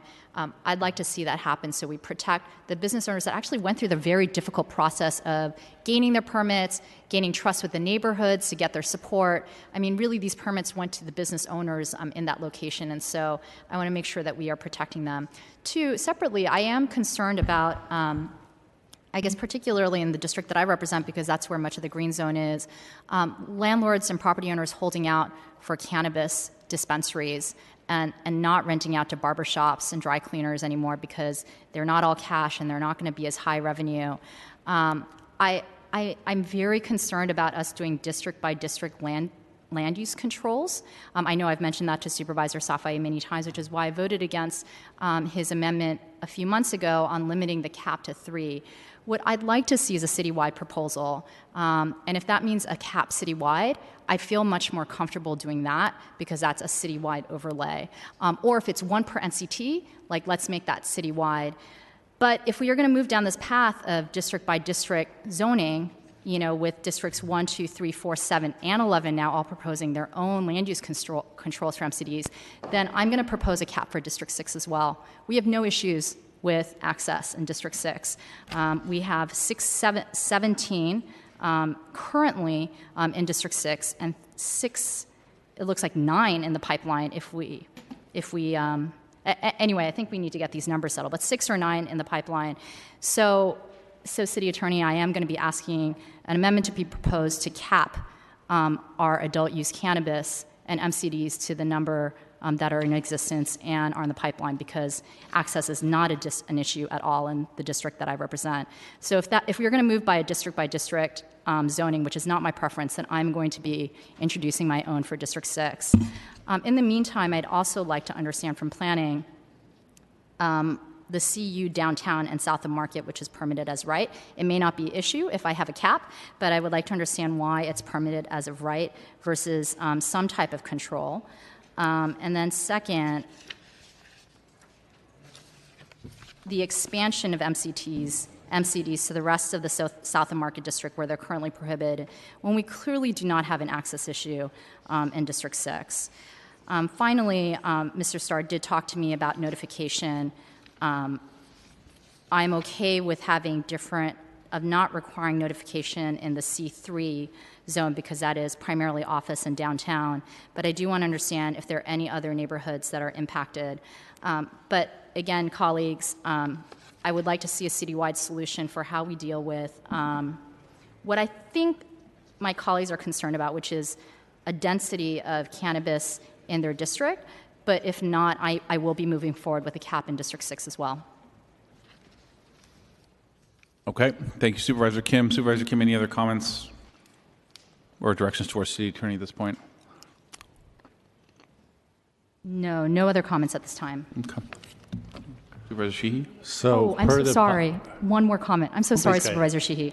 My final comment, and I've let the author of the proposal know, and I know he supports this as well as Office of Cannabis, but I would like to see diversity on our task force. And I know this is something Supervisor Sheehy is also pushing for, but I just wanted that to be said. I know Commissioner Myrna Melgar brought this up at Planning Commission, but the task force is not reflective of our city, and I think it's very hard for me to tell communities that are opposing cannabis that they should accept them when they don't have representation. And so I hope that we can look at the task force and make sure that we have a diversity of perspectives and also our communities and neighborhoods that are advising the city on how we move forward. Thank you. And that is it. Thank you, Supervisor Sheehy. Thank you. So the one thing on this pipeline issue, and I don't know if we have final answers on that, but one thing that might be helpful is to exclude those in the pipeline who require a conditional use permit from being part of this accelerated pathway. Sorry, say that one more time. Could we?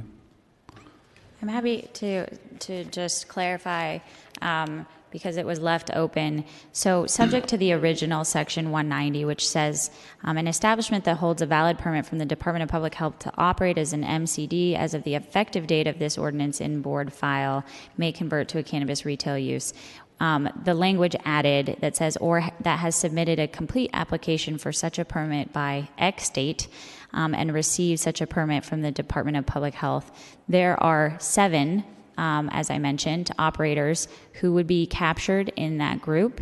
Those operators those operators are on hold because of the moratorium passing and did not have land use approvals scheduled at the Board of Supervisors. So yes, it would capture all 7 of those unless, to your point, Supervisor, you were to exclude certain groups. I think it would be, I would be comfortable excluding those that require a conditional use permit from this and making that amendment. Through the chair, I would be okay with that, but I think Supervisor Kim has 3 in the queue in addition to the 17 she has in her district, so definitely want to hear from her. Can I also just throw an option out there, is that this seems to be one where we might want to do a little bit of more homework on, just to be clear that we might want to defer on this one until Monday. Just not to punt, but this might be an appropriate punt. Well, actually, I was going to suggest the same thing. I want to better understand the pipeline myself, too. So I'm open to the consideration until Monday. So I'll make sure I make that time for staff. Okay. Great. Colleagues, any further questions or comments right now? Okay. So thank you to everyone in the public who is here. Thank you to staff, to our city attorney. I apologize. Nope. Just to clarify what you've done today, you did not vote to approve the pipeline amendments, including amended to June 20th. So we're going to take that out of the proposed amendments from today. We're going to add in the few tweaks that Supervisor Sheehy proposed. That will be agendized for Monday, and the committee may on Monday reconsider some of that pipeline question. Is that correct? Yep. Okay. Okay, so thank you. I think our city attorney has a good bit of work on this in front of Monday. So with that, colleagues, could I entertain a motion to forward item number 1 as amended to our land use committee meeting for next Monday? So moved. Motion by Supervisor Tang. We take that without objection. The matter will be continued to Monday, November the 6th. Perfect. Thank you. Mr. Clerk, with that, do we have any other business in front of us? That completes the agenda for today. Okay, thanks everybody. We're adjourned.